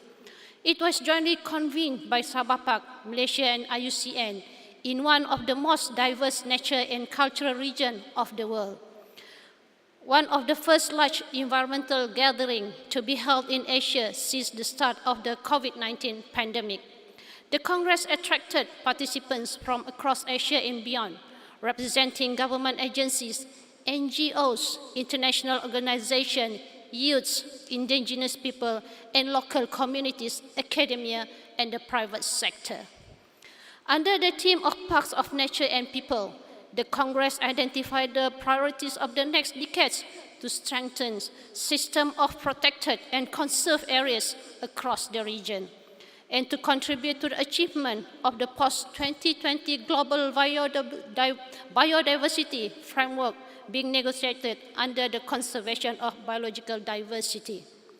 As the Congress draws to a close, we delegates to the Second Asia Park Congress call for greater inclusion and collaborations among the diverse custodians and managers of nature in the region, including respect of support for the traditional custodian of nature, building on the Asian wisdom, knowledge system, and customary laws, working with contemporary authorities and emerging champions. Call for conservation for at least 30% of the land and oceans across Asia to ensure that the most important biodiversity areas with their associated ecosystem, services, and cultural and spiritual values are conserved in protected and conserved area systems that deliver their conservation and social outcomes. Recognizing that the Asia region holds the world's richest marine biodiversity, we call for increased ambition to conserve our ocean, on which millions of people depend for their livelihood and food security. Call for improved resourcing to restore and secure integrity of nature as the foundation for nature-based solutions to address global challenges and to secure the health and well-being of communities and their economic and social well-being. In particular, we call for the strengthening the resilience of protected and conserved areas to help cope with the increasing frequencies and intensity of climate-induced disaster and to enhance the quality of life in Asian burgeoning urban environments. We deliberated on issues facing this region in 6 working groups. The first group, nature-based solution for health and well-being. We recognize the vulnerability of the region to the impact of climate change and the frequencies and intensity of natural disaster, including floods and landslides, and environmental degradation and habitat loss leading to the emergence of pandemic diseases and threat to food security. In particular, the COVID-19 pandemic has focused attention on the relationship between effective conservation and human health and well-being. It is timely for nature-based solutions involving protected areas to be better understood and recognized. We therefore call for promoting the role of protected areas are the effective area-based conservation measures, indigenous peoples and community conserve area and territories as nature-based solution for society, including helping people cope with climate change. Developing clear guidance and tools for developing nature's best solution in and around protected and conserved area, including good practices and case studies that build on traditional knowledge and to apply the definition and standard agreed at the global level to action on the ground. The second group, governance of protected and conserved areas. We recognize the diversity of rights holders and stakeholders in region and the variety of governance arrangements for protected and conserved areas, including those governed by the state agencies, by private actors and territories and areas conserved by indigenous people, and local communities as territories of life under customary law. And form a shared government. In particular, we recognize the need to respect the rights and identity and traditional governance system and customary law of all stakeholders, including women, youth, and vulnerable people, as well as transparency and accountability in decision-making and the equitable sharing of costs and benefits of protected and conserved area. We therefore call for ambitious post-2020 global biodiversity framework that enhances the diversity of governance in protected and conserved areas in all countries in the region. Identifying, recognizing, supporting, and reporting are the effective area-based conservation measures, privately protected areas, and customary law across the Asian regions. Using standardized assessment to governance and equity of system and site scales to enhance government quality in protected and conserved areas. The third group, connectivity and transboundary conservation. We recognize the rapid and ongoing fragmentation and disruption of ecosystems through land and sea use changes, leading to reduced viability of population, increasing human and wildlife conflict, and impact on livelihoods.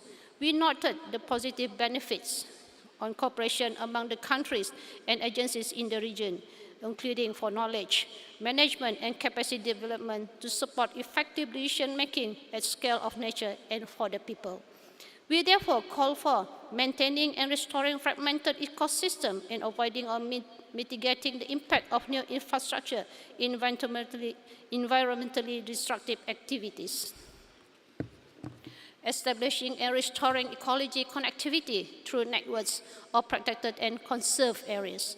Securing natural habitats and improving connectivity of protected areas to maintain viable population of critically endangered species such as Asian rhinos. Fostering transboundary cooperation for both peace and security, and to address the transboundary movement for both animals and people. Supporting the continued efforts of the Asia Protected Area Partnership to convey regional and chances for learning lessons and developing capacity. The fourth group, effective, protected, and conserved areas. We recognize that for protecting areas to deliver positive benefits for nature and people, they must be effectively managed and equitably governed and to achieve their desired biodiversity outcomes, including addressing the threats to their significant values. We therefore call for encouraging, supporting, and undertaking assessment of the governance and management of protected and conserved areas, benchmark against universal standards such as the IUCN Green List Standard and the conservation assured methods. Working with the full diversity of conservation practitioners, both men and women, to build the necessary competence and capacities, employing traditional knowledge and scientific and technological approaches. We share experiences at national and regional scale to apply best practices and to celebrate and reward success in achieving conservation outcomes. The fifth group, economic and financial sustainability of protected and conserved areas.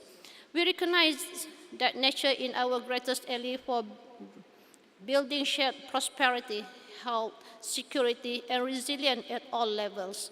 Inadequate and irregular funding in a key area to effective management of protected and conserved area and the vital diversity they contain. And there is consequently a need to make nature visible economic calculation in business and government decision making. We therefore call for sustainable financing strategies for protected and conserved areas and to bring benefits to local indigenous people and communities, mainstreaming nature into development, production sectors and policies, planning and practice in landscapes and seascape to sustain ecologically integrity and ecosystem service that support sustainable livelihoods. Mobilizing and scaling up public and private investment in nature positive action while phasing out harmful subsidies. The sixth group, urban conservation and new generation. We recognize the rapid expansion of urbanization in Asia, where people can become disconnected from nature and lack awareness of how their lifestyle remain dependent on nature for beyond the city's boundaries. In particular, we recognize that people interaction with nature is essential for their mental and physical well-being especially during times of stress such as ongoing global pandemic. We further recognize the contribution of urban protected areas and other natural spaces, potentially other effective area-based conservation areas to biodiversity conservation. We therefore call for conserving the restoring nature in cities to strengthen their ecology, social and climate resilience, and to help prevent, manage, and recover from human-induced and natural disasters. Engaging all stakeholders, especially young people, in nature-related activities within and beyond cities through regular outreach, innovative experiences, and use the science and technology. In addition to the sixth working group, 2 special forums convened to deliberate the particular role of indigenous peoples and local communities and the role of youth. The indigenous people and local communities, we recognize that the unique roles of indigenous people and local communities as customary owners and custodians of areas of remaining higher biodiversity value. We recognize the importance of the full, effective and meaningful participation of indigenous people and local communities in policy-making arenas that have the potential to impact on their collective individual rights and on their lands, territories, and resources. And that indigenous people and local communities continue to live with the impacts of historical injustices where protected areas were declared or continue to be declared or expanded without their free, prior, and informed consent. We therefore call for avoiding the establishment of new protected areas and the reporting other effective area-based conservation area on community lands and water without the involvement of indigenous people and local communities, without recognition of their governance and customary management system, and without their free, prior, and informed consent. Improving the participation of respective indigenous peoples and local communities, including women and youth, in management and decision-making with financial support where possible and appropriate. Ensuring that climate and other conservation financing instruments were affecting indigenous people and local communities are based on full respect of their rights and recognition of their roles and contribution in providing solutions to the biodiversity and climate crisis. Youth. We recognize that youth and young professionals will be further leaders in protected and conserved areas, that youth have unique perspective and energy and passion for nature conservation, and that they require support to reach their full potential as steward of the nature environment. We therefore call for establishing a shared youth network for protected and conserved areas as a platform for youth involvement to enable sharing of experiences in conservation and to enable youth to voice their concern regarding conservation. Ensuring access to capacity development opportunity for young people to enhance their knowledge and to promote the development and mentorship of young leaders. Sharing stories regarding protected and conserved area and love a nature of encourage increased stewardship and action for protected and conserved areas. Call to action for nature and people. Recognizing the unique and significant biodiversity of the Asian region and the biodiversity of its peoples, the Congress endorsed the need of urgent action to conserve the last remaining natural ecosystem in the face of the land and sea use change and realize the powerful role of parks for nature and for people of the region. We, the participants of the Second Asian Park Congress, are committed to communicate our recommendation widely and call upon all stakeholders to support implementation. We agreed to send a strong message to COP15 of the Convention on Biological Diversity for the post-2020 Global Biodiversity Framework regarding the recommendation and commitments captured at this Congress, and to COP27 of the UN Framework Convention on Climate Change. We agreed to convey the key message from this Congress to the forthcoming First African Protected Area Congress, the 7th Asian Heritage Park Conference, with the 5th International Marine Protected Area Congress, and to the next IUCN World Park Congress. We support the further development and growth of the Asian Protected Area Partnership as a unique regional forum for protected area agencies, and encourage Asian Protected Area Partnership to continue convening the Asia Park Congress to regular interval in the future. We call upon IUCN, the World Commission on Protected Areas, and other regional and sub-regional organizations to support these efforts. We acknowledge the generosity and hospitality of Sabah, Malaysia, and of all those who helped to convene the Second Asian Park Congress, as well as participants who contribute to the rich content and discussion at the Congress. We commit to take the warmth, generosity, and spirit of hope and commitment of the Second Asia Park Congress to our home countries as the world begins to emerge from the darkness and isolated of the global pandemic. With that, I end the Kota Kinabalu Declaration with high hopes that it would eventually be heard from all corners of all the world and have our declaration be taken into consideration when it comes to protected and conserved area. Thank you. Again. Thank you, the Honorable Dato Nur Aisa Muhammad Yusof. Please remain on stage to receive a token of appreciation from the Honorable Minister of Tourism, Culture and Environment. And we would like to cordially invite the Honorable Dato Jeffrey Arifin to be on stage, please. And also to accompany the Honorable Minister is Dato Yusri Abdullah and Dr. Maklarin Lakim.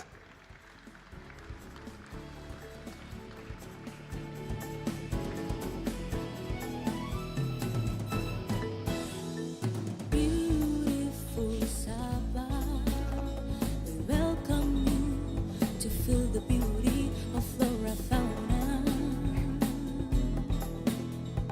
white sand of the beach and blue ocean, the green forest captivated.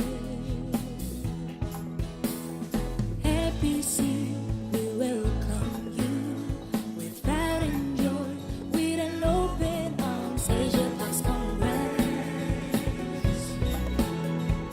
all the Asian to come and share it together. Beautiful Sabah. Let's give a big hand to the Honorable Dato Nur Aisa Muhammad Yusof, the Sabah State Attorney General.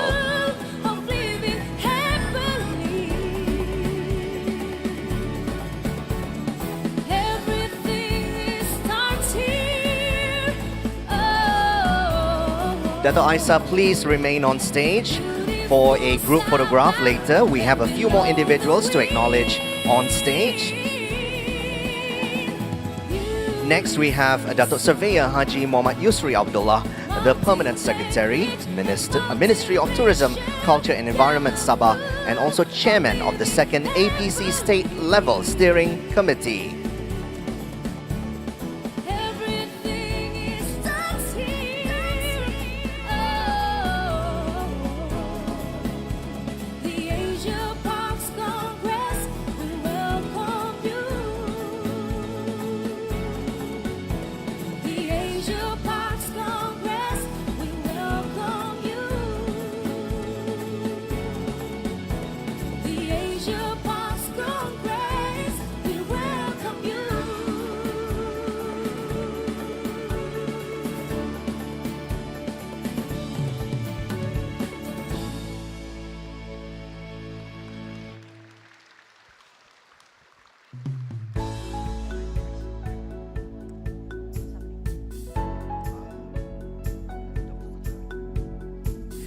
Next, Dr. McLaren Lakim, co-chair of the second APC International Steering Committee and a director of Sabah Parks.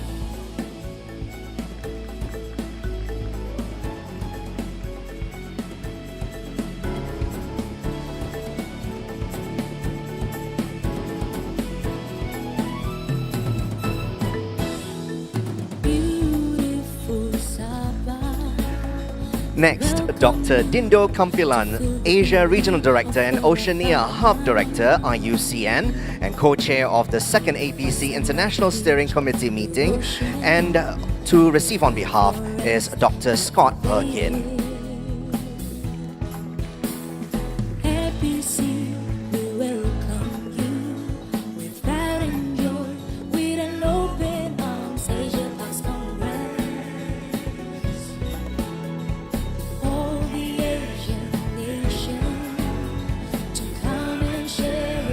Before I invite our next guest, allow me a brief moment to acknowledge her commitment and contribution to the success of this Congress.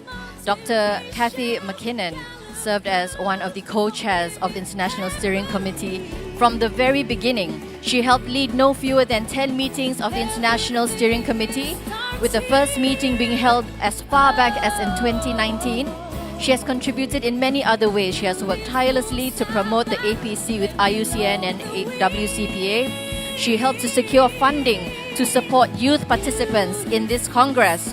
And she has served on many other committees and planning bodies, assisted in reviewing and screening the applications for side events, and last but not least, contributed substantially to the drafting of the Kota Kinabalu Declaration. In short, her dedication, experience and guidance have played a vital role in bringing the second APC into being. Dr. Kathy McKinnon.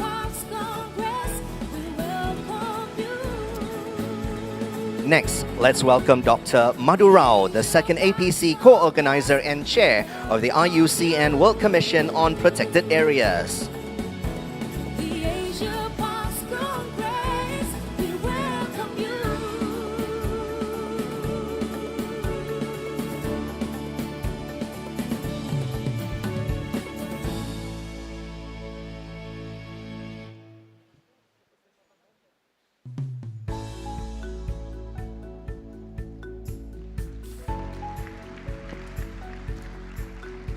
And let's pose for a group photograph.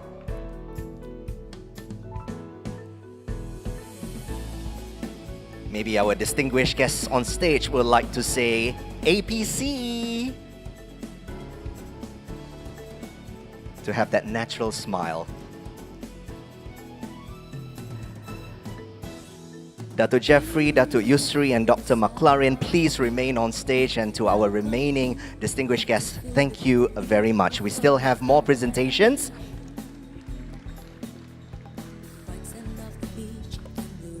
And now we would like to present tokens of appreciation to working group leads. First, Dr. Naoya Arida, Working Group 1 lead from the Ministry of the Environment, Japan.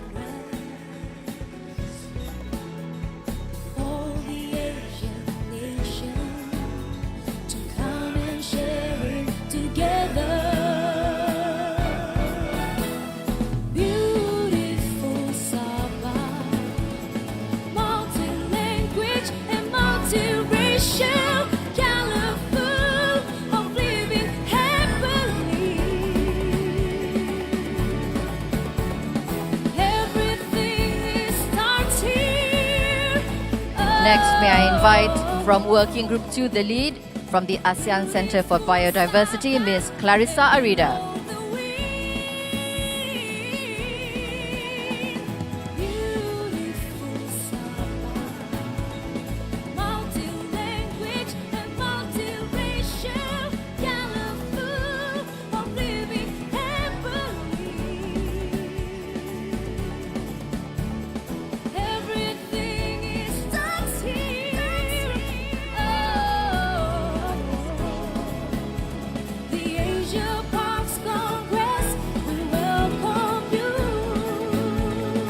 Next, Mr. Ludi Apin from Working Group 3 Sabah Parks.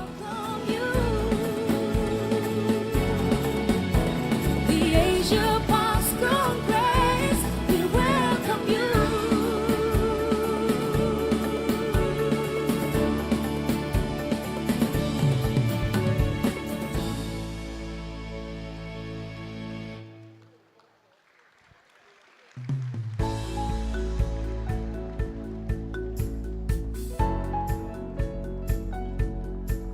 From Working Group 4, the lead from WWF Malaysia, Dr. Rebecca Jumin.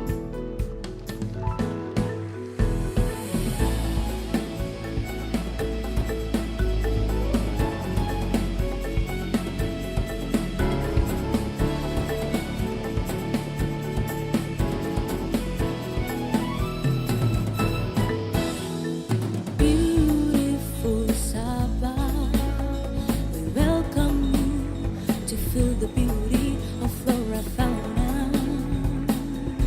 Next, Mr. Gabriel Jaramillo from UNDP, the Working Group 5 lead.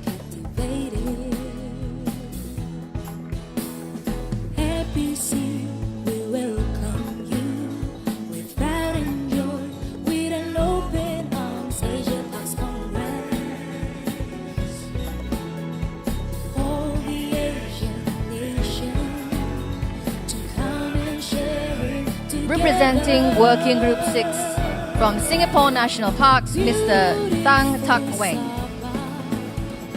Multi-language and multiracial, colorful of living happily. Everything starts here. Oh, beautiful Sabah and below the Next, the Youth Forum co-leads, Mr. Fazrullah Rizali Abdul Razak from Sabah Parks and Mr. Kim Jong-hee, Korea National Park Service. multiracial, colorful of living happily. Everything starts here. Oh, the Asia Parks Congress, we welcome you. The Asia Parks Congress, we welcome you. The Asia Parks Congress, we welcome you. And last but certainly not least, the IVLC Forum lead, starting with from Sabah Parks, Mr. Anthony J. Tinggi. From Pakos Trust, Ms. Anla Simbang. And representing IUCN WCPA, Dr. Helen Tugendhat.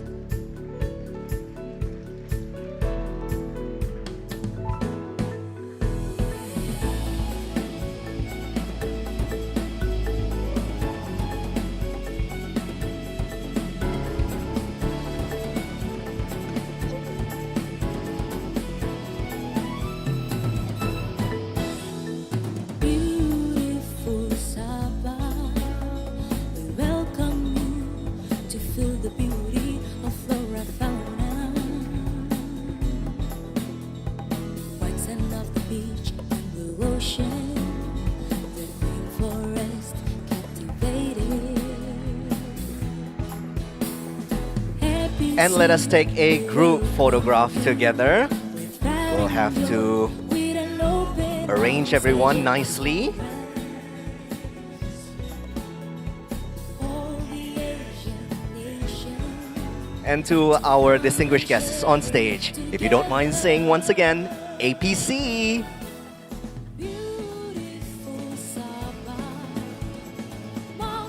Let's give a big hand to our working group leads, ladies and gentlemen.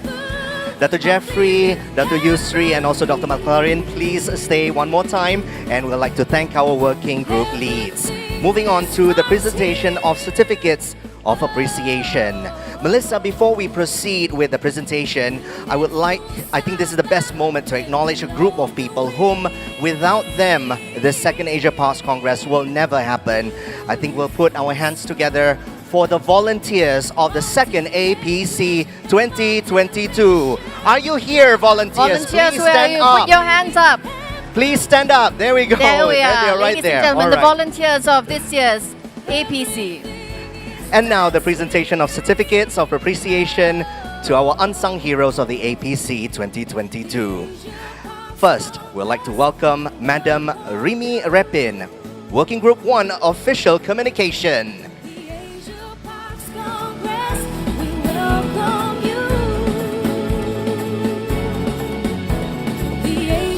This is a very important work group, Melissa. I mean, letters, verbiage, wording on letters, and a lot of things involved in communication.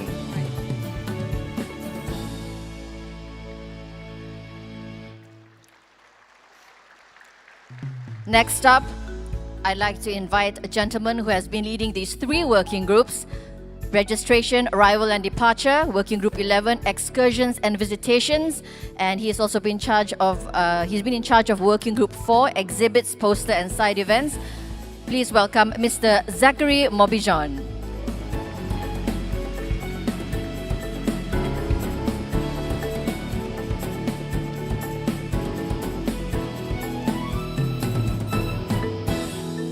Beautiful Sabah, we welcome you to feel the beauty of flora fauna. It's tough to lead three working groups, yeah, Melissa? That's right, Zach has a wonderful team under him as well.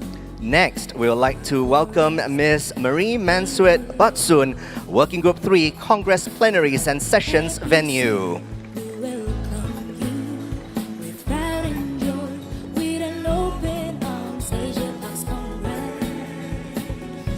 For your information, ladies and gentlemen, Ms. Marie also represents the Sabah International Convention Center. And thank you very much for having us in this beautiful venue. And now, from Working Group 5, we'd like to acknowledge Youth Programs and Activities Lead, Mr. Fazrullah Rizali Abdul Razak.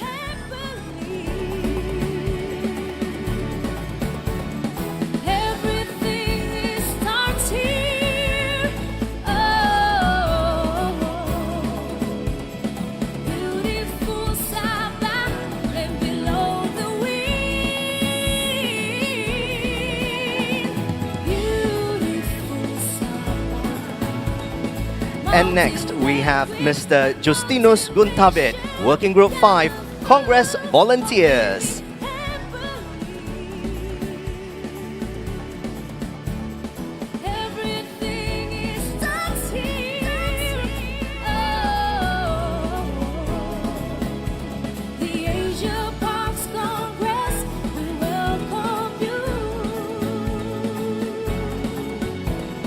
From Working Group 7, ensuring your well-being the whole time during this Congress, safety, security and health, Mr. Maipol Spain.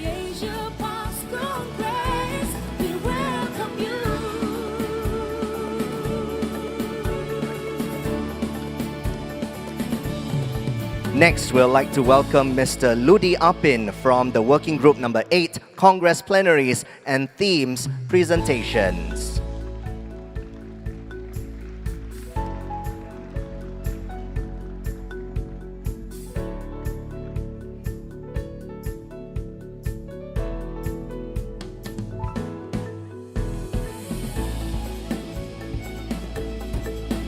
And next, we'd like to welcome from Working Group 9, Rapporteur Declaration on Official and Official Speeches, Technologist Dr. Ramza Dambul. Beautiful Sabah, we welcome you to feel the beauty of flora fauna. Next, we'd like to welcome Mr. Donald Guntabit, the representative of Mr. Maki Apison, Work Group 10, Ashret and Performances. APC, we welcome you with pride and joy, with an open arms, Asia Pax Congress. From Working Group 12, IT and Audio Visual, Madam Fatima Simin.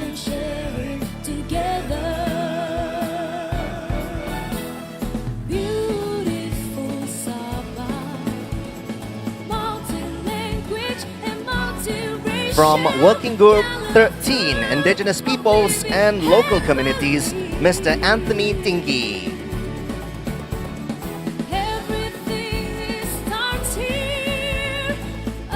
For Working Group 14, Media, Publicity and Marketing, and Working Group 16, Community-Based Tourism, we'd like to present a token of appreciation to Madam Norida Othman, the CEO of Sabah Tourism Board, who will be represented by Zachary Mobijon.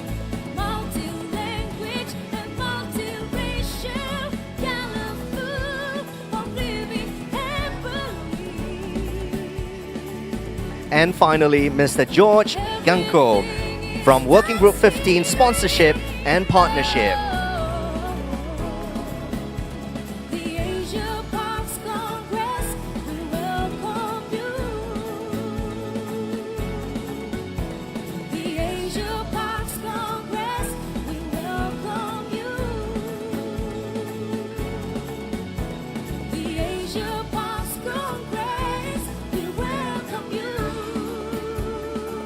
Ladies and gentlemen, a big hand for our very hardworking working groups. Let's pose for one group photograph together. Dato' Jeffrey, ada satu round lagi ya selepas ini. And to our distinguished guests on stage, please say APC.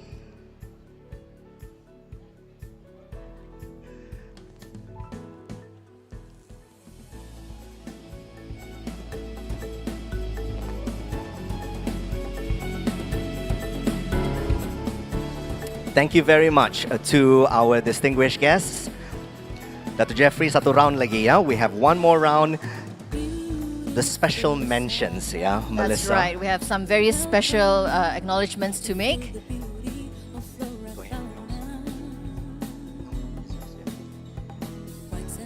We would like to start with Dr. Nasrul Hakim Maidin, who's been bringing all your screens to life under the special digital exhibition. Dipersilakan. With an open arms, Asia Pax Congress.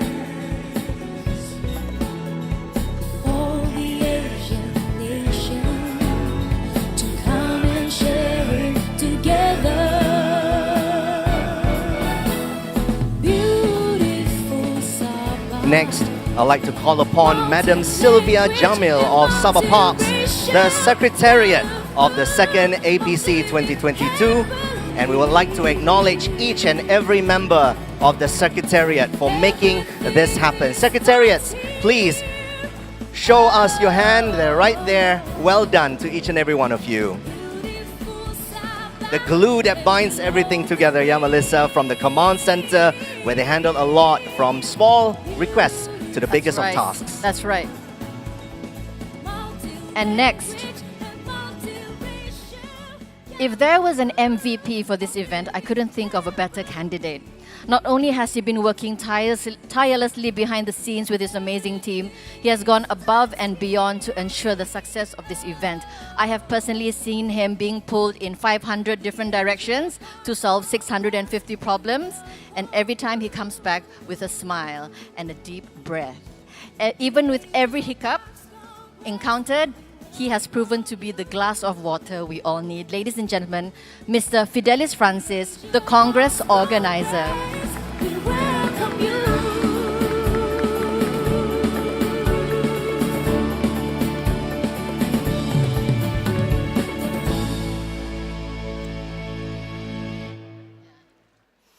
Melissa, I've had the privilege of working together with Fidelis in numerous events in the past. I must say that this has been a rewarding experience for him and his stellar team. Finally, ladies and gentlemen, Mr. Ludi Apin, the Congress Director. His leadership has been exemplary. And he is the epitome of grace under pressure. Melissa, if there's a Miss Congeniality Award, I will definitely vote for him.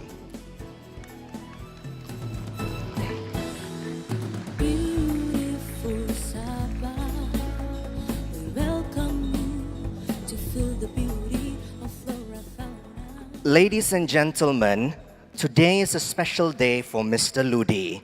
It is his birthday, ladies and gentlemen. Can we sing that happy song together? Boleh kita nyanyi sama-sama kah? Here we go in English. 1, 2, 3. Happy birthday to you.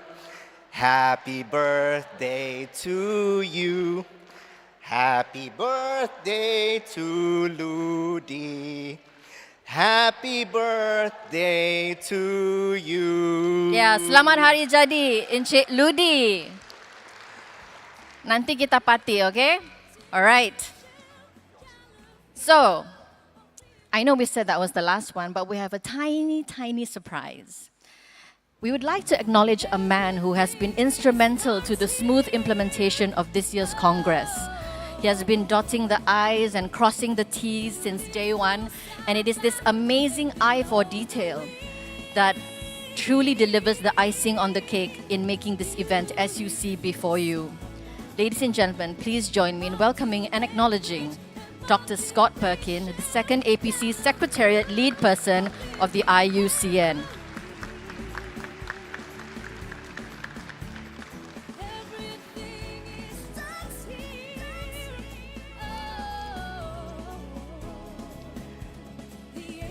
Thank you very much, Dr. Scott, as he is affectionately known by many of us here in the Congress. Terima kasih, Kota Huadan. I've also been told, Ben, that Dr. Perkin will be retiring in June. So this is indeed a very bittersweet moment for all of us. Thank you, Dr. Scott Perkin. I'm sure we will see him much more during his retirement years to advise and to consult.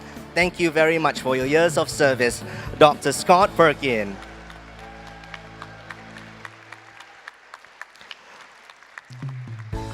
One final group photograph here. Let's say, or we'll wait for the usherettes.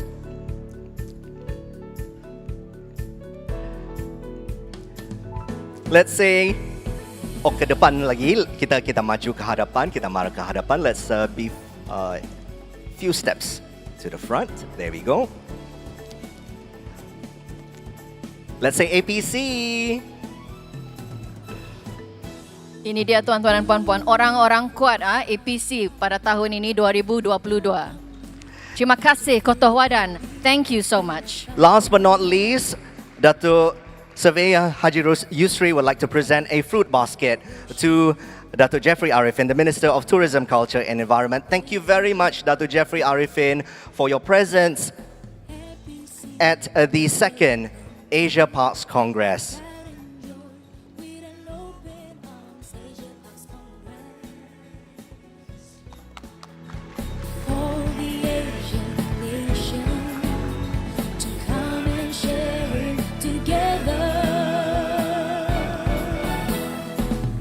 Ladies and gentlemen, the Honorable Dato' Jeffrey Arifin will now deliver his closing address. Let us welcome the Minister of Tourism, Culture and Environment of Sabah, the Honorable Dato' Jeffrey Arifin.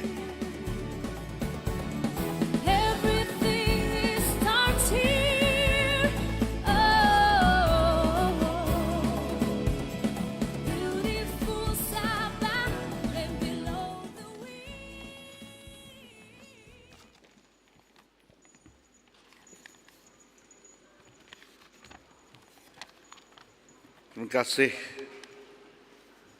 Puan Pengacara Majlis. Bismillahirrahmanirrahim. Assalamualaikum warahmatullahi taala wabarakatuh. Good afternoon and salam Sabah Maju Jaya. The Honorable Datuk Nur Asyah binti Muhammad Yusuf, State Attorney General of Sabah, the Honorable Datuk Surveyor Haji Muhammad Yusri Abdullah, the Permanent Secretary, Ministry of Tourism and Culture and Environment Sabah, and Chairman of the second APC Sabah State Level Steering Committee, Dr. McLaren Lakim, Director of Sabah Parks and co-chair of the second APC International Steering Committee, Dr. Dindo Kampelan, Regional Director, IUCN Asia, Dr. Kathy McKinnon, co-chair second APC International Steering Committee, Dr. Madhu Rao, Chair, IUCN World Commission on Protected Areas, Mr. Sin Soti, Chair, IUCN Commission on Education and Communication, Mr. Trevor Sandwich, Director, IUCN Conservation Action Center, distinguished speakers in plenaries, 6 working groups, side events, youth forum, and indigenous people and local communities forum, members of the Asia Protected Areas Partnership, APAP, heads of departments and agencies or representatives, partner NGOs, expert speakers, friends from the media, ladies and gentlemen in attendance or joining us online from all over the world. Praises to Allah subhanahu wa ta'ala for all the blessings we are gathered today in the closing ceremony of the second Asia Parks Congress. Welcome once again to all delegates that are present here today at the Sabah International Convention Center, Sabah, Malaysia, as well as those joining us virtually through the online platform. I was informed that a total of 1,252 delegates from 49 countries participated in this Congress, both physically and virtually. Over the past 4 days, we have heard from various experts sharing their expertise in their own field. A rich program of plenaries, working groups, pavilions, events, and local, special indigenous people and local communities forum and a youth forum also discussed and proposed solutions to the most pressing issues facing the conservation of nature in Asia today. Distinguished guests, ladies and gentlemen, 6 thematic working groups form the heart of this very Congress. Each working group addressed pressing issues on protected and conserved areas.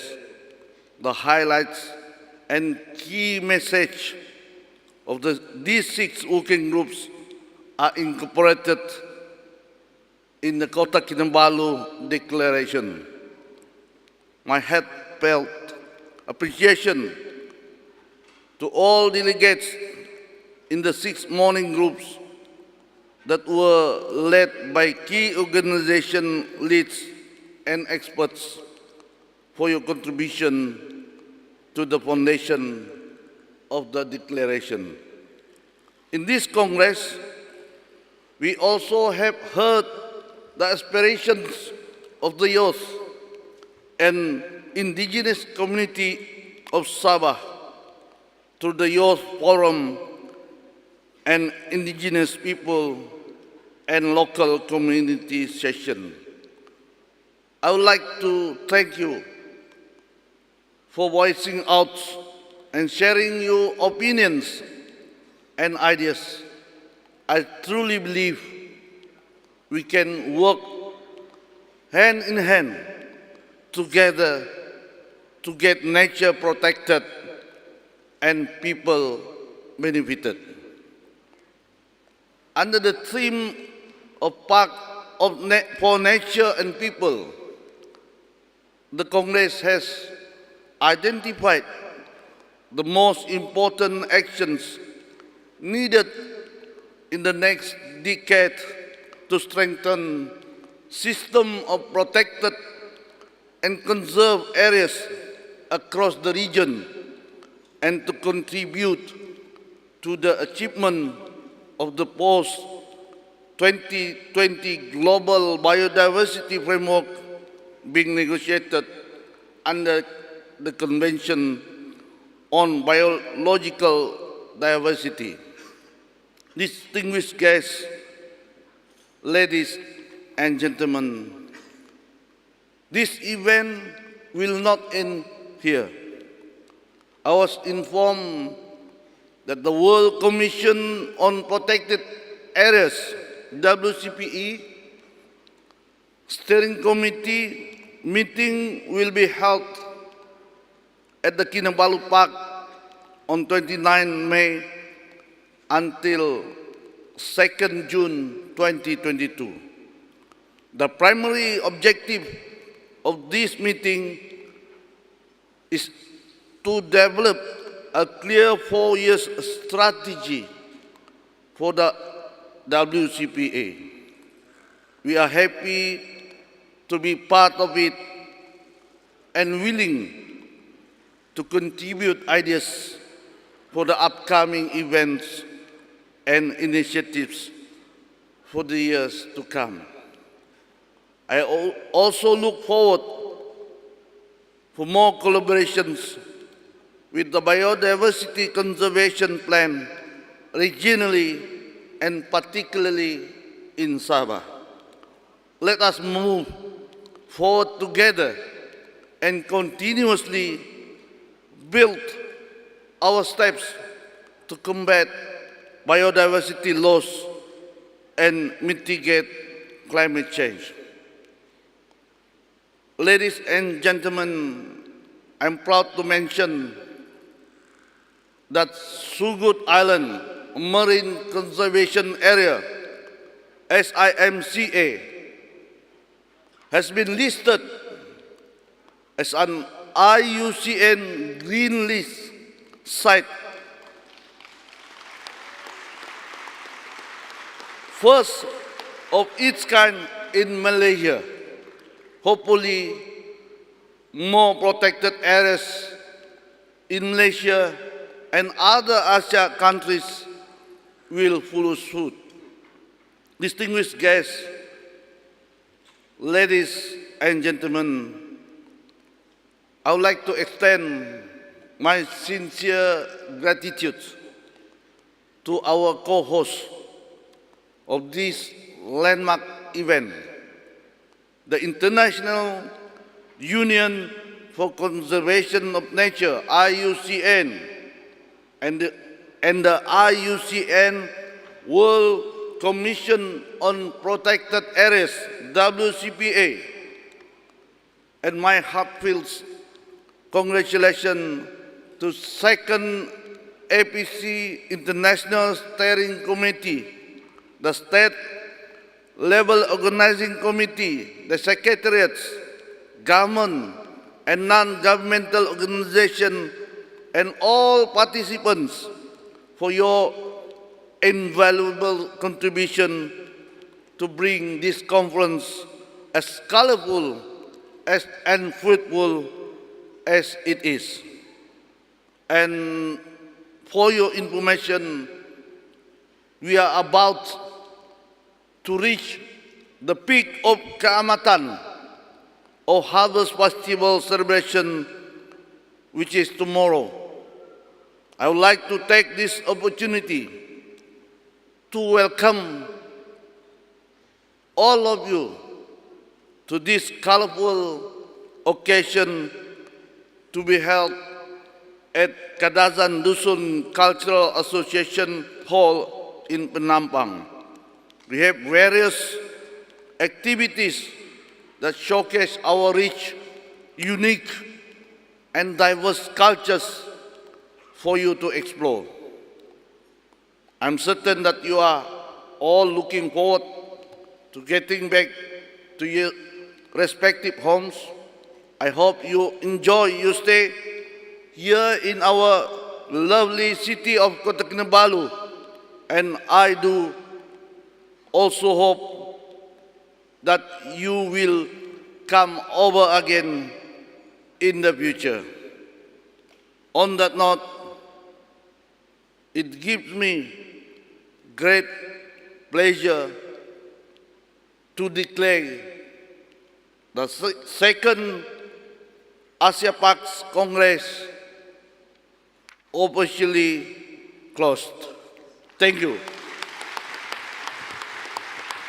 Thank you very much, the Honorable Dato' Jeffrey Arifin, the Minister of Tourism, Culture and Environment of Sabah.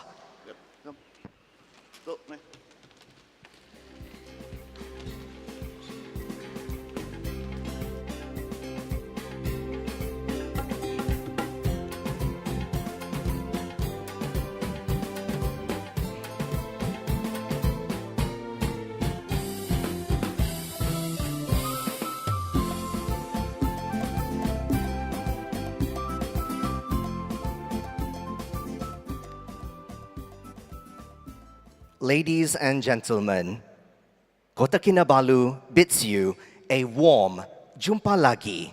See you soon.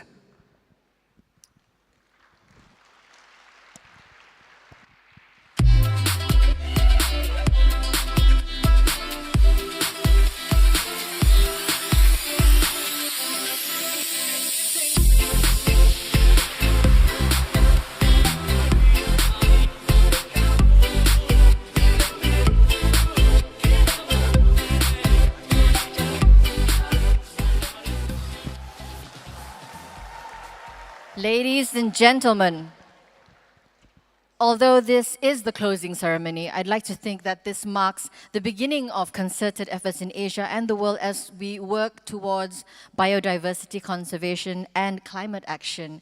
And we definitely hope to welcome you back, not just as delegates, but as friends right here in Kota Kinabalu, Sabah, Malaysia. And I have to say, Ben, the camaraderie and the solidarity that I've seen here for the last 5 days have been second to none. And I think someone else deserves a big round of applause. All of you, the delegates and the attendees of the second Asia Parks Congress, give yourself a big round of applause, ladies and gentlemen. Well done, well done. Well, that's it. My name is Ben. My name is Melissa. Thank you so much for being great delegates, and we hope to see you in a future event, or maybe you'll be visitors right here in the land below the wind. Bye-bye now. Take care. Thank you. Terima kasih. Kotohuadan. Ladies and gentlemen, we would like to invite our distinguished guests to proceed to the dining tables behind. And to our fellow delegates, I'm happy to inform you that brunch is now served.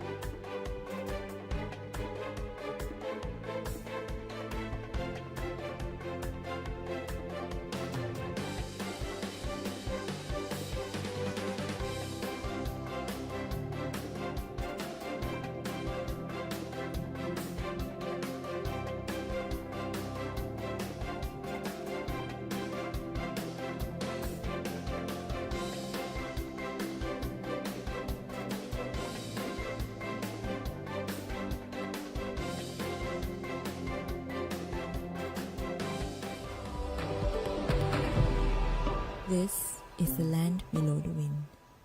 I am ready to capture memories and see those smiles again.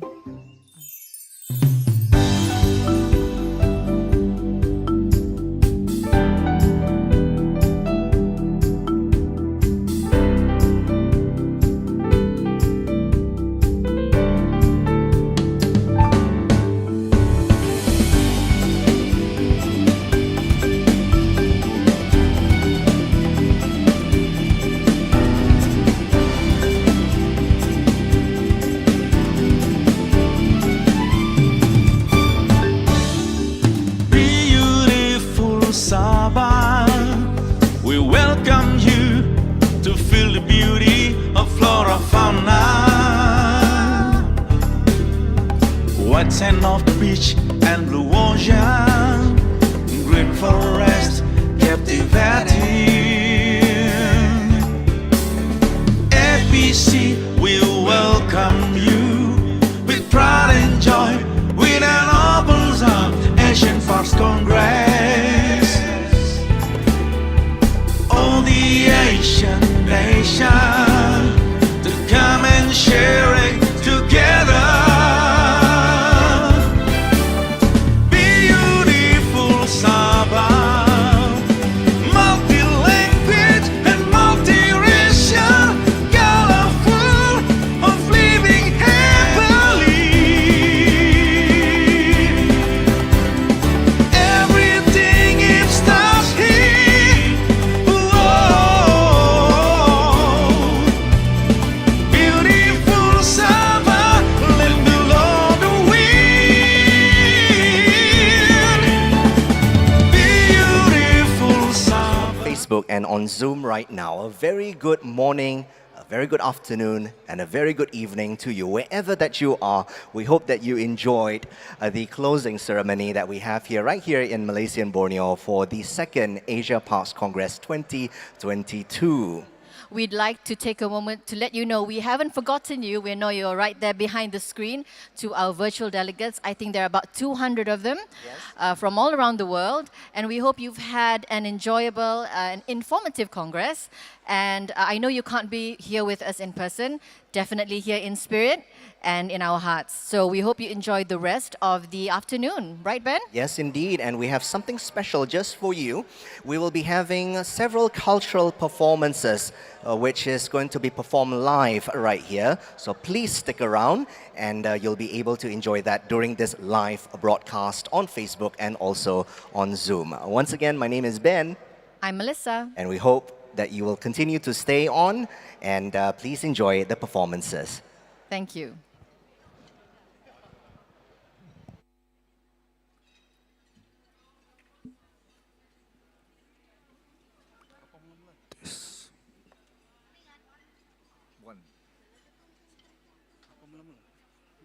Apa mula-mula?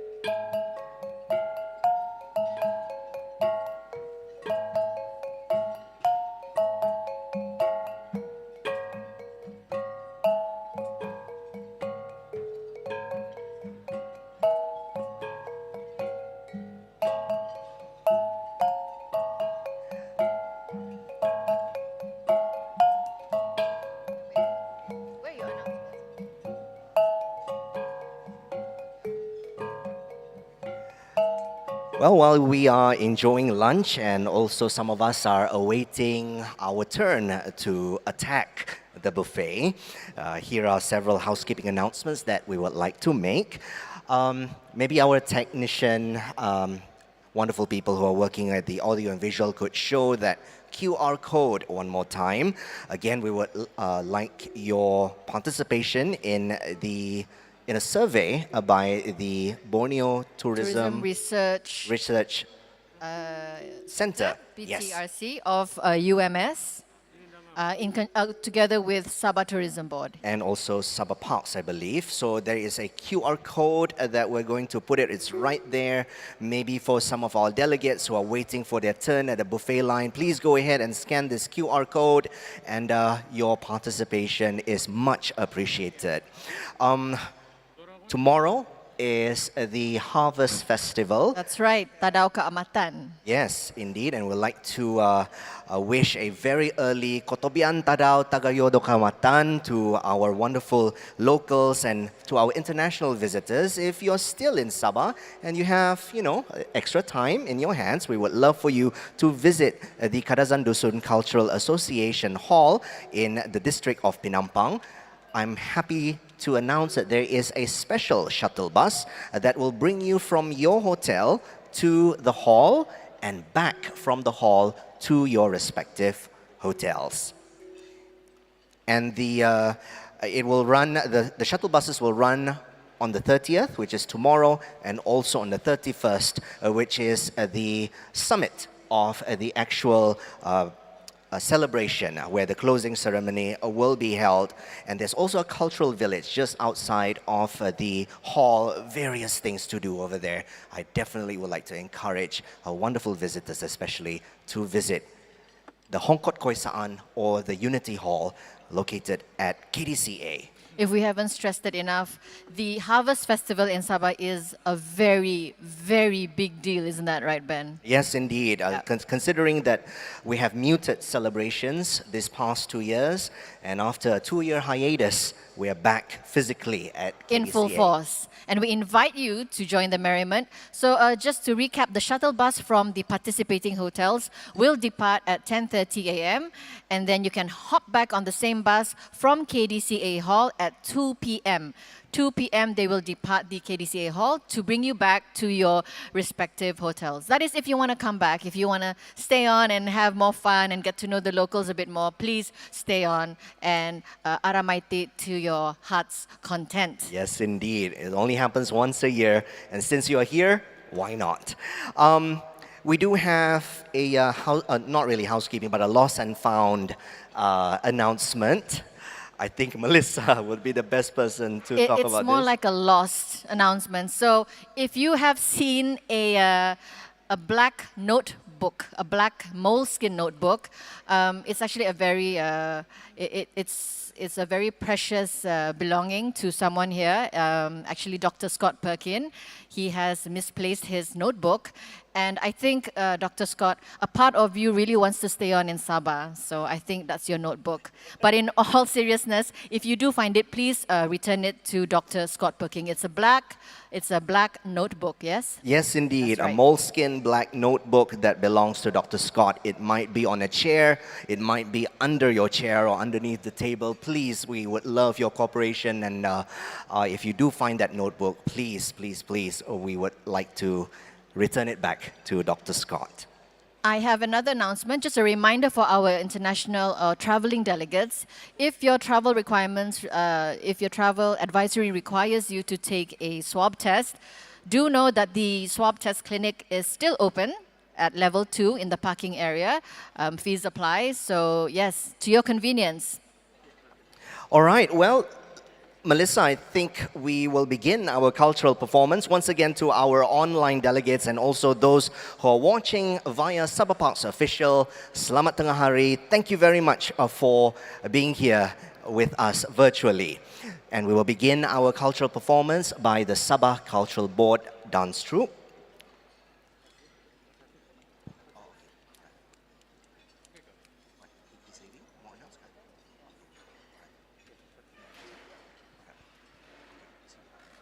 Ladies and gentlemen, announcing the departure of Yang Berhormat Datuk Jeffrey Arifin, the Minister of Tourism, Culture and Environment of Sabah. Let's give a big hand to Datuk Jeffrey Arifin. Thank you very much for your support and for being here at the closing ceremony of the Second Asia Parks Congress. Terima kasih diucapkan kepada Yang Berhormat Datuk Jeffrey Arifin.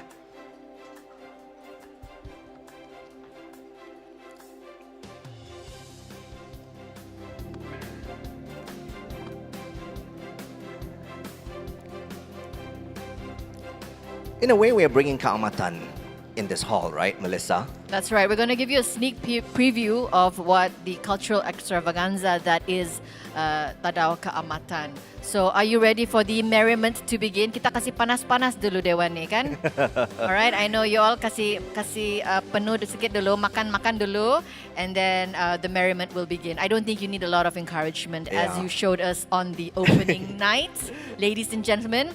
So Ben, take it away. Yes, indeed. Ladies and gentlemen, to open our cultural dance performance, we would like to bring you to the district of Kinabatangan, where the Orang Sungai dwells. And this dance is called Titikas. As you can see, the dancers have a gendang on them. Let's take a look what they're going to do with it. Ladies and gentlemen, the Titikas dance.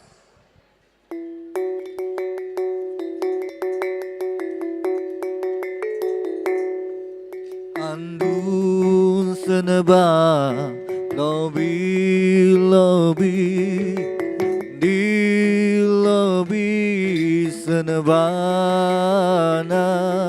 Andu Sanaba Lobby Lobby Di Lobby Sanabana Andu Sanaba Lobby Lobby Di Lobby Sanabana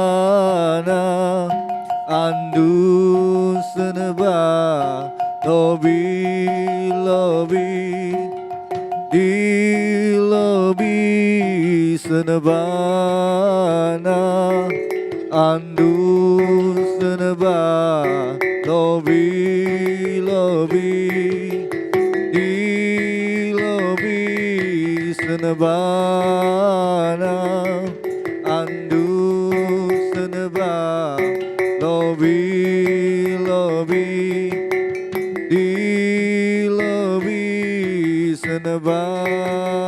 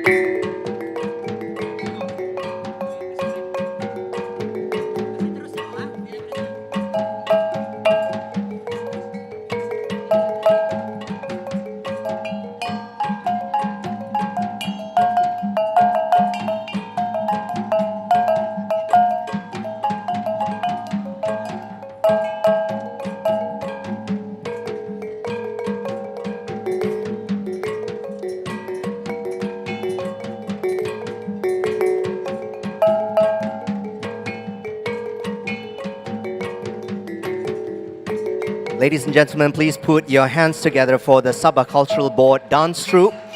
I took you to Kinabatangan too soon. Actually, we are in Kota Blut, where you just witnessed the Limbai, representing the Bajau Sama community. We'll be taking a short break. Hope you'll enjoy lunch. There'll be much more coming up.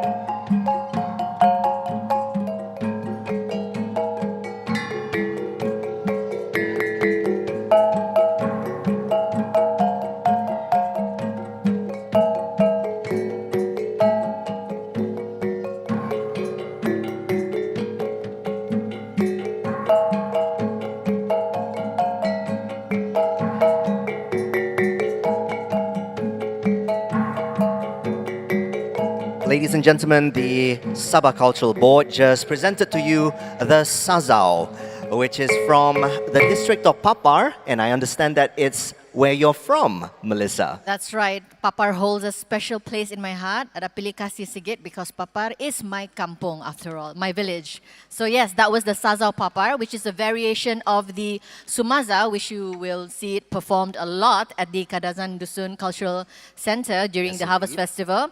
And it is performed, as I said, the Sazao is performed by the Kadazan Dusun who live in the district of Papar.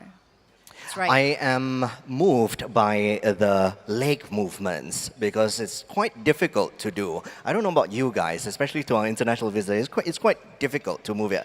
Can we demonstrate? Oh, Oh, okay. Come, let's dance together. I'm actually- It's just the leg movements. Okay. Melissa, kau orang papar ba? Kau yang patut ajar. Si Ben tidak kerja lain Ben ni kan? I'm just showing off So- because I used to be a dancer. But Yeah, it's, so it's, if you all know that if you remember the sumazao that they performed on the first day, it was a bouncing movement, right? Remember? Pakai lutut kan? Pandai ba si Ben ni suruh kami menari? Okay. But the sazao papar, how is it different, Ben?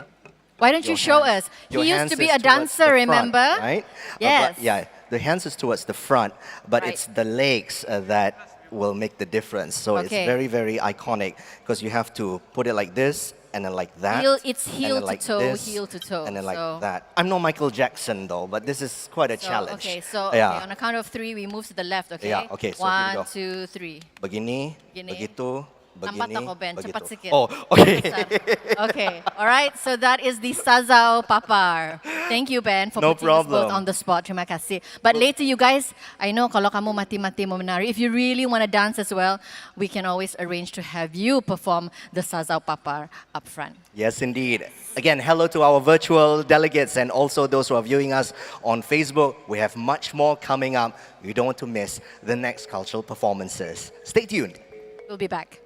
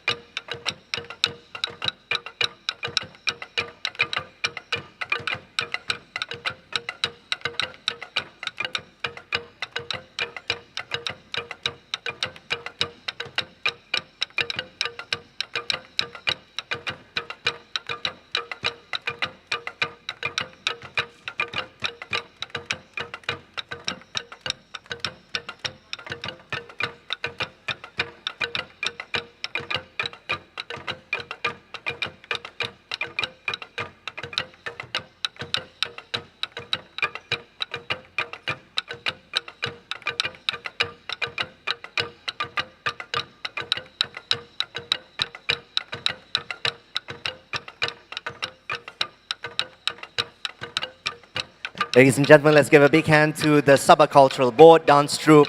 You just witnessed the Titikas dance, a reflection of the Orang Sungai community who dwell on the banks of Kinabatangan River. Quite interesting, the Kinabatangan River area, Melissa. I remember there is a friend who is a chef who operates a restaurant, and he spent several days at Kampong Abai to be with the fishermen and also the farmers there. And it's quite challenging to rear fish and all of that stuff. But one thing that I know that they would bring back right here to the West Coast is the clams, and that could be used for various cuisines, and it's just marvelous to just enjoy these lovely cuisines from Kinabatangan. I've also right had here. the pleasure of actually meeting the Kinabatangan community. I've spent a week with the villagers of Kampung Batu Putih. And I think, though, if I'm not mistaken, the Kopel community from Kinabatangan are here today with us. I don't know if they're still here from Kopel. I just like to give them a shout out. Are they there? Kawan-kawan dari Kopel ada di sini? Yes, so yeah, they're wonderful, wonderful, warm and lovely people. So I invite you, if you have the chance, to go to the East Coast, go to Sandakan, visit the communities along the Kinabatangan River. It's a beautiful place. I'd like to ask the delegates, ada yang dari Sandakan, Lahad Datu, Tawau? I would love to hear you. Please raise your hand. Let's Thank say you hello so to much. our friends from the East Coast. All right, so is our dancers ready for the next one? I'm not sure, but this is going to belum be, lagi, no, not this yet. is the big reveal. Okay. So we'll wait for them as they prepare for the final cultural presentation as you enjoy lunch today. And then I'm gonna let my hair down. And he's going to let his hair down. All right, we'll take a break. We'll be right back with you with a description of this next dance. Stay tuned.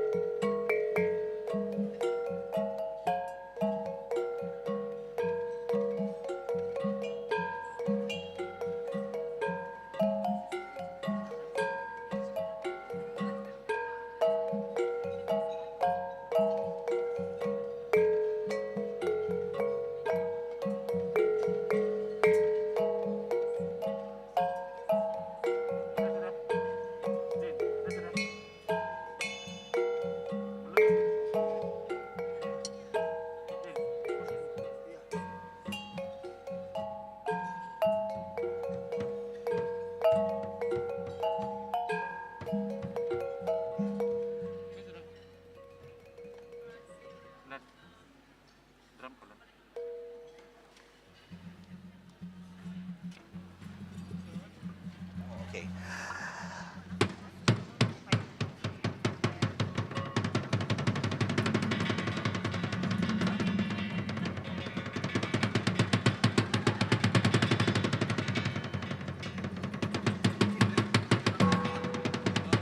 Melissa, I sense a little trouble happening. Why is the hall red?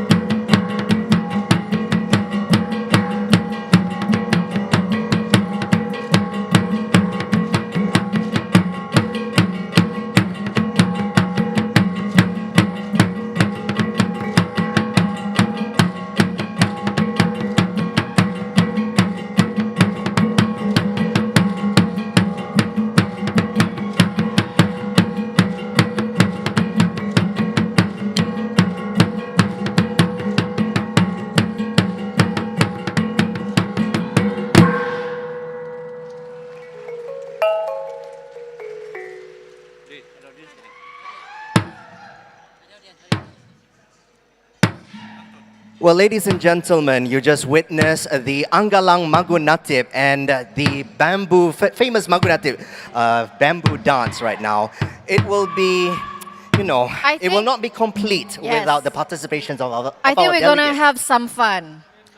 So first, we would like to invite Dr. Scott, representing IUCN, and also someone from Sabah Parks to be with Dr. Scott. That's right. Because the co-organizers had so much fun this past few days, yeah, Melissa? So I think to let their hair down slightly, That's Sabah right. Parks and IUCN need to do the very first dance before we invite our delegates to try. And also, we want to assure you, you will not be going as fast as the dancers. Saya tahu ada yang takut hilang kaki. Don't worry, we're going to go very slow. And yeah, let's welcome a big hand to our dancers.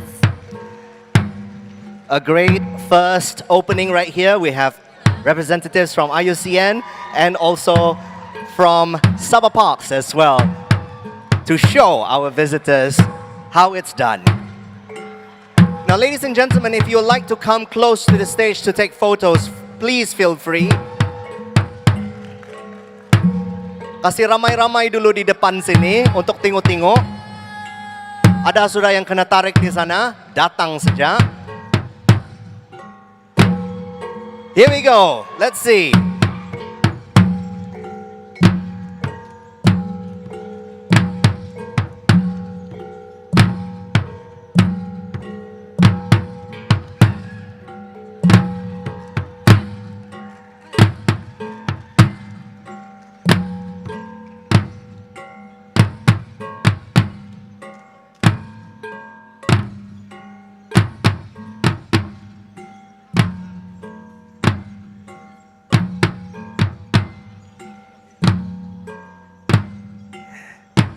You know, Melissa, this is quite tricky, this dance.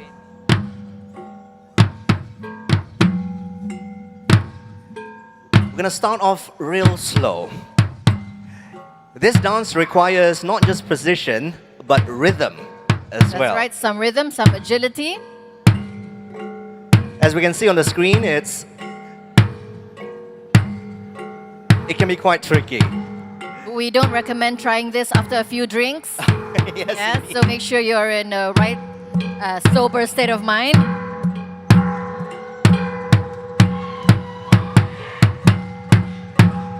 Right, right.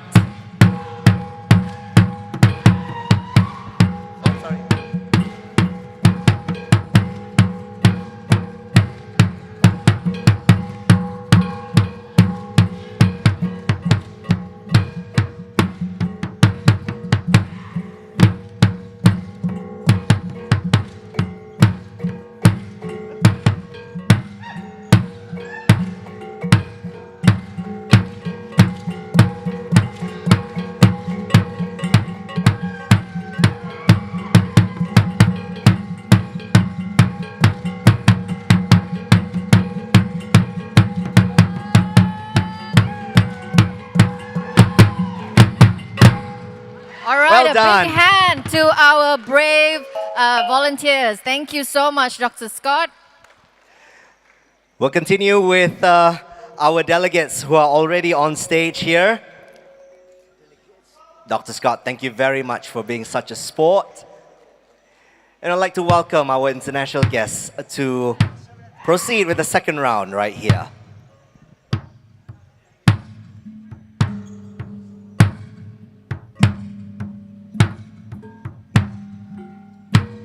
Susah mau menari ini, Melissa. Tadi saya nampak satu tempat saja, kiri, kanan, belum lagi melompat-lompat nih. Ben, kalau salsa pun kita susah, kau mau buat magunatip lagi.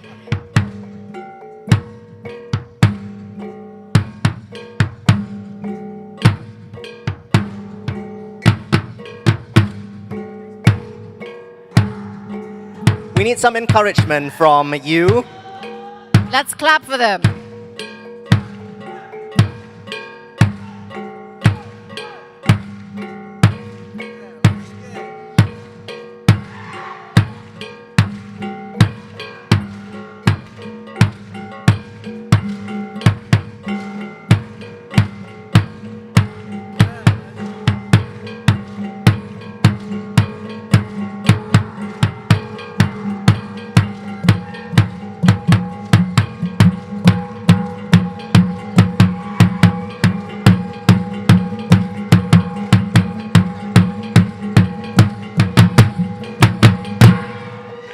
Well done.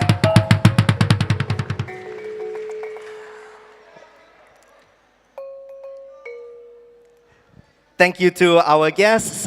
Let's try another round here.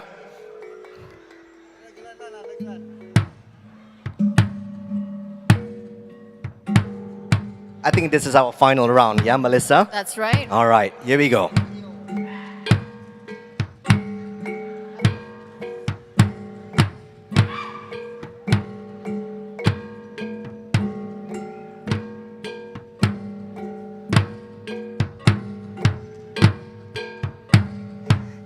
And again, for those of you who would like to take photographs, please feel free to be as close as possible to the stage.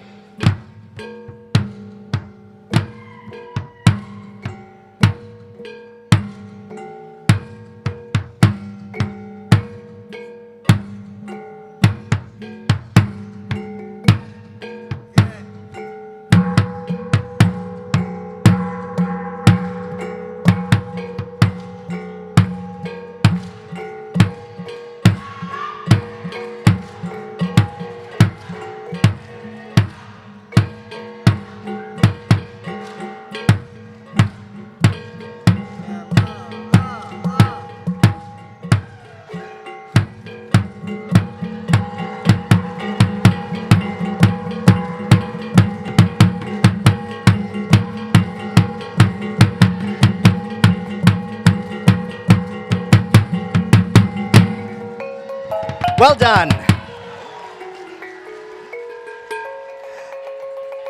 Melissa, I hope there were no injuries, and I hope that those who are injured have good insurance, yeah? So far, so good. To our delegates, thank you very much for those participating.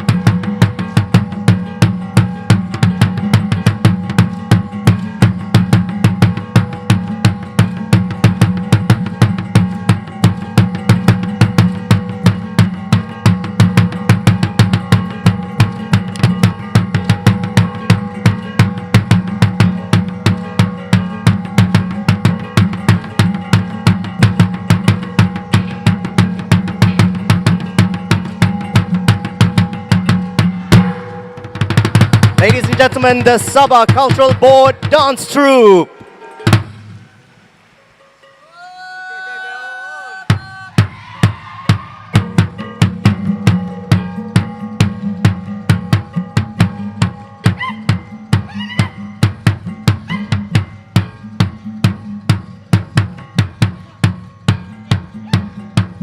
Ladies and gentlemen, for our delegates who would like to take photographs as to keep memories of this closing ceremony of the second APC, please feel free to approach our dancers.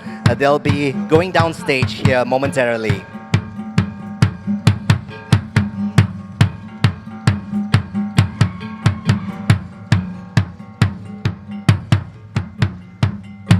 Well, Melissa, this marks the end of our cultural presentation and the completion of the second APC 2022. I must say it has been a privilege standing next to you. Oh, the privilege is mine. Ladies and gentlemen, you have been a wonderful audience. To all the delegates, local and international, we hope you've had a fruitful Congress. And we hope to welcome you again to Sabah, the land below the wind, not just as delegates or participants, but as friends. Yes, indeed. My name is Ben Uzair. And I am Melissa Leong. Jumpa lagi. Terima kasih. Kotohwadan. Thank you. Goodbye. Take care.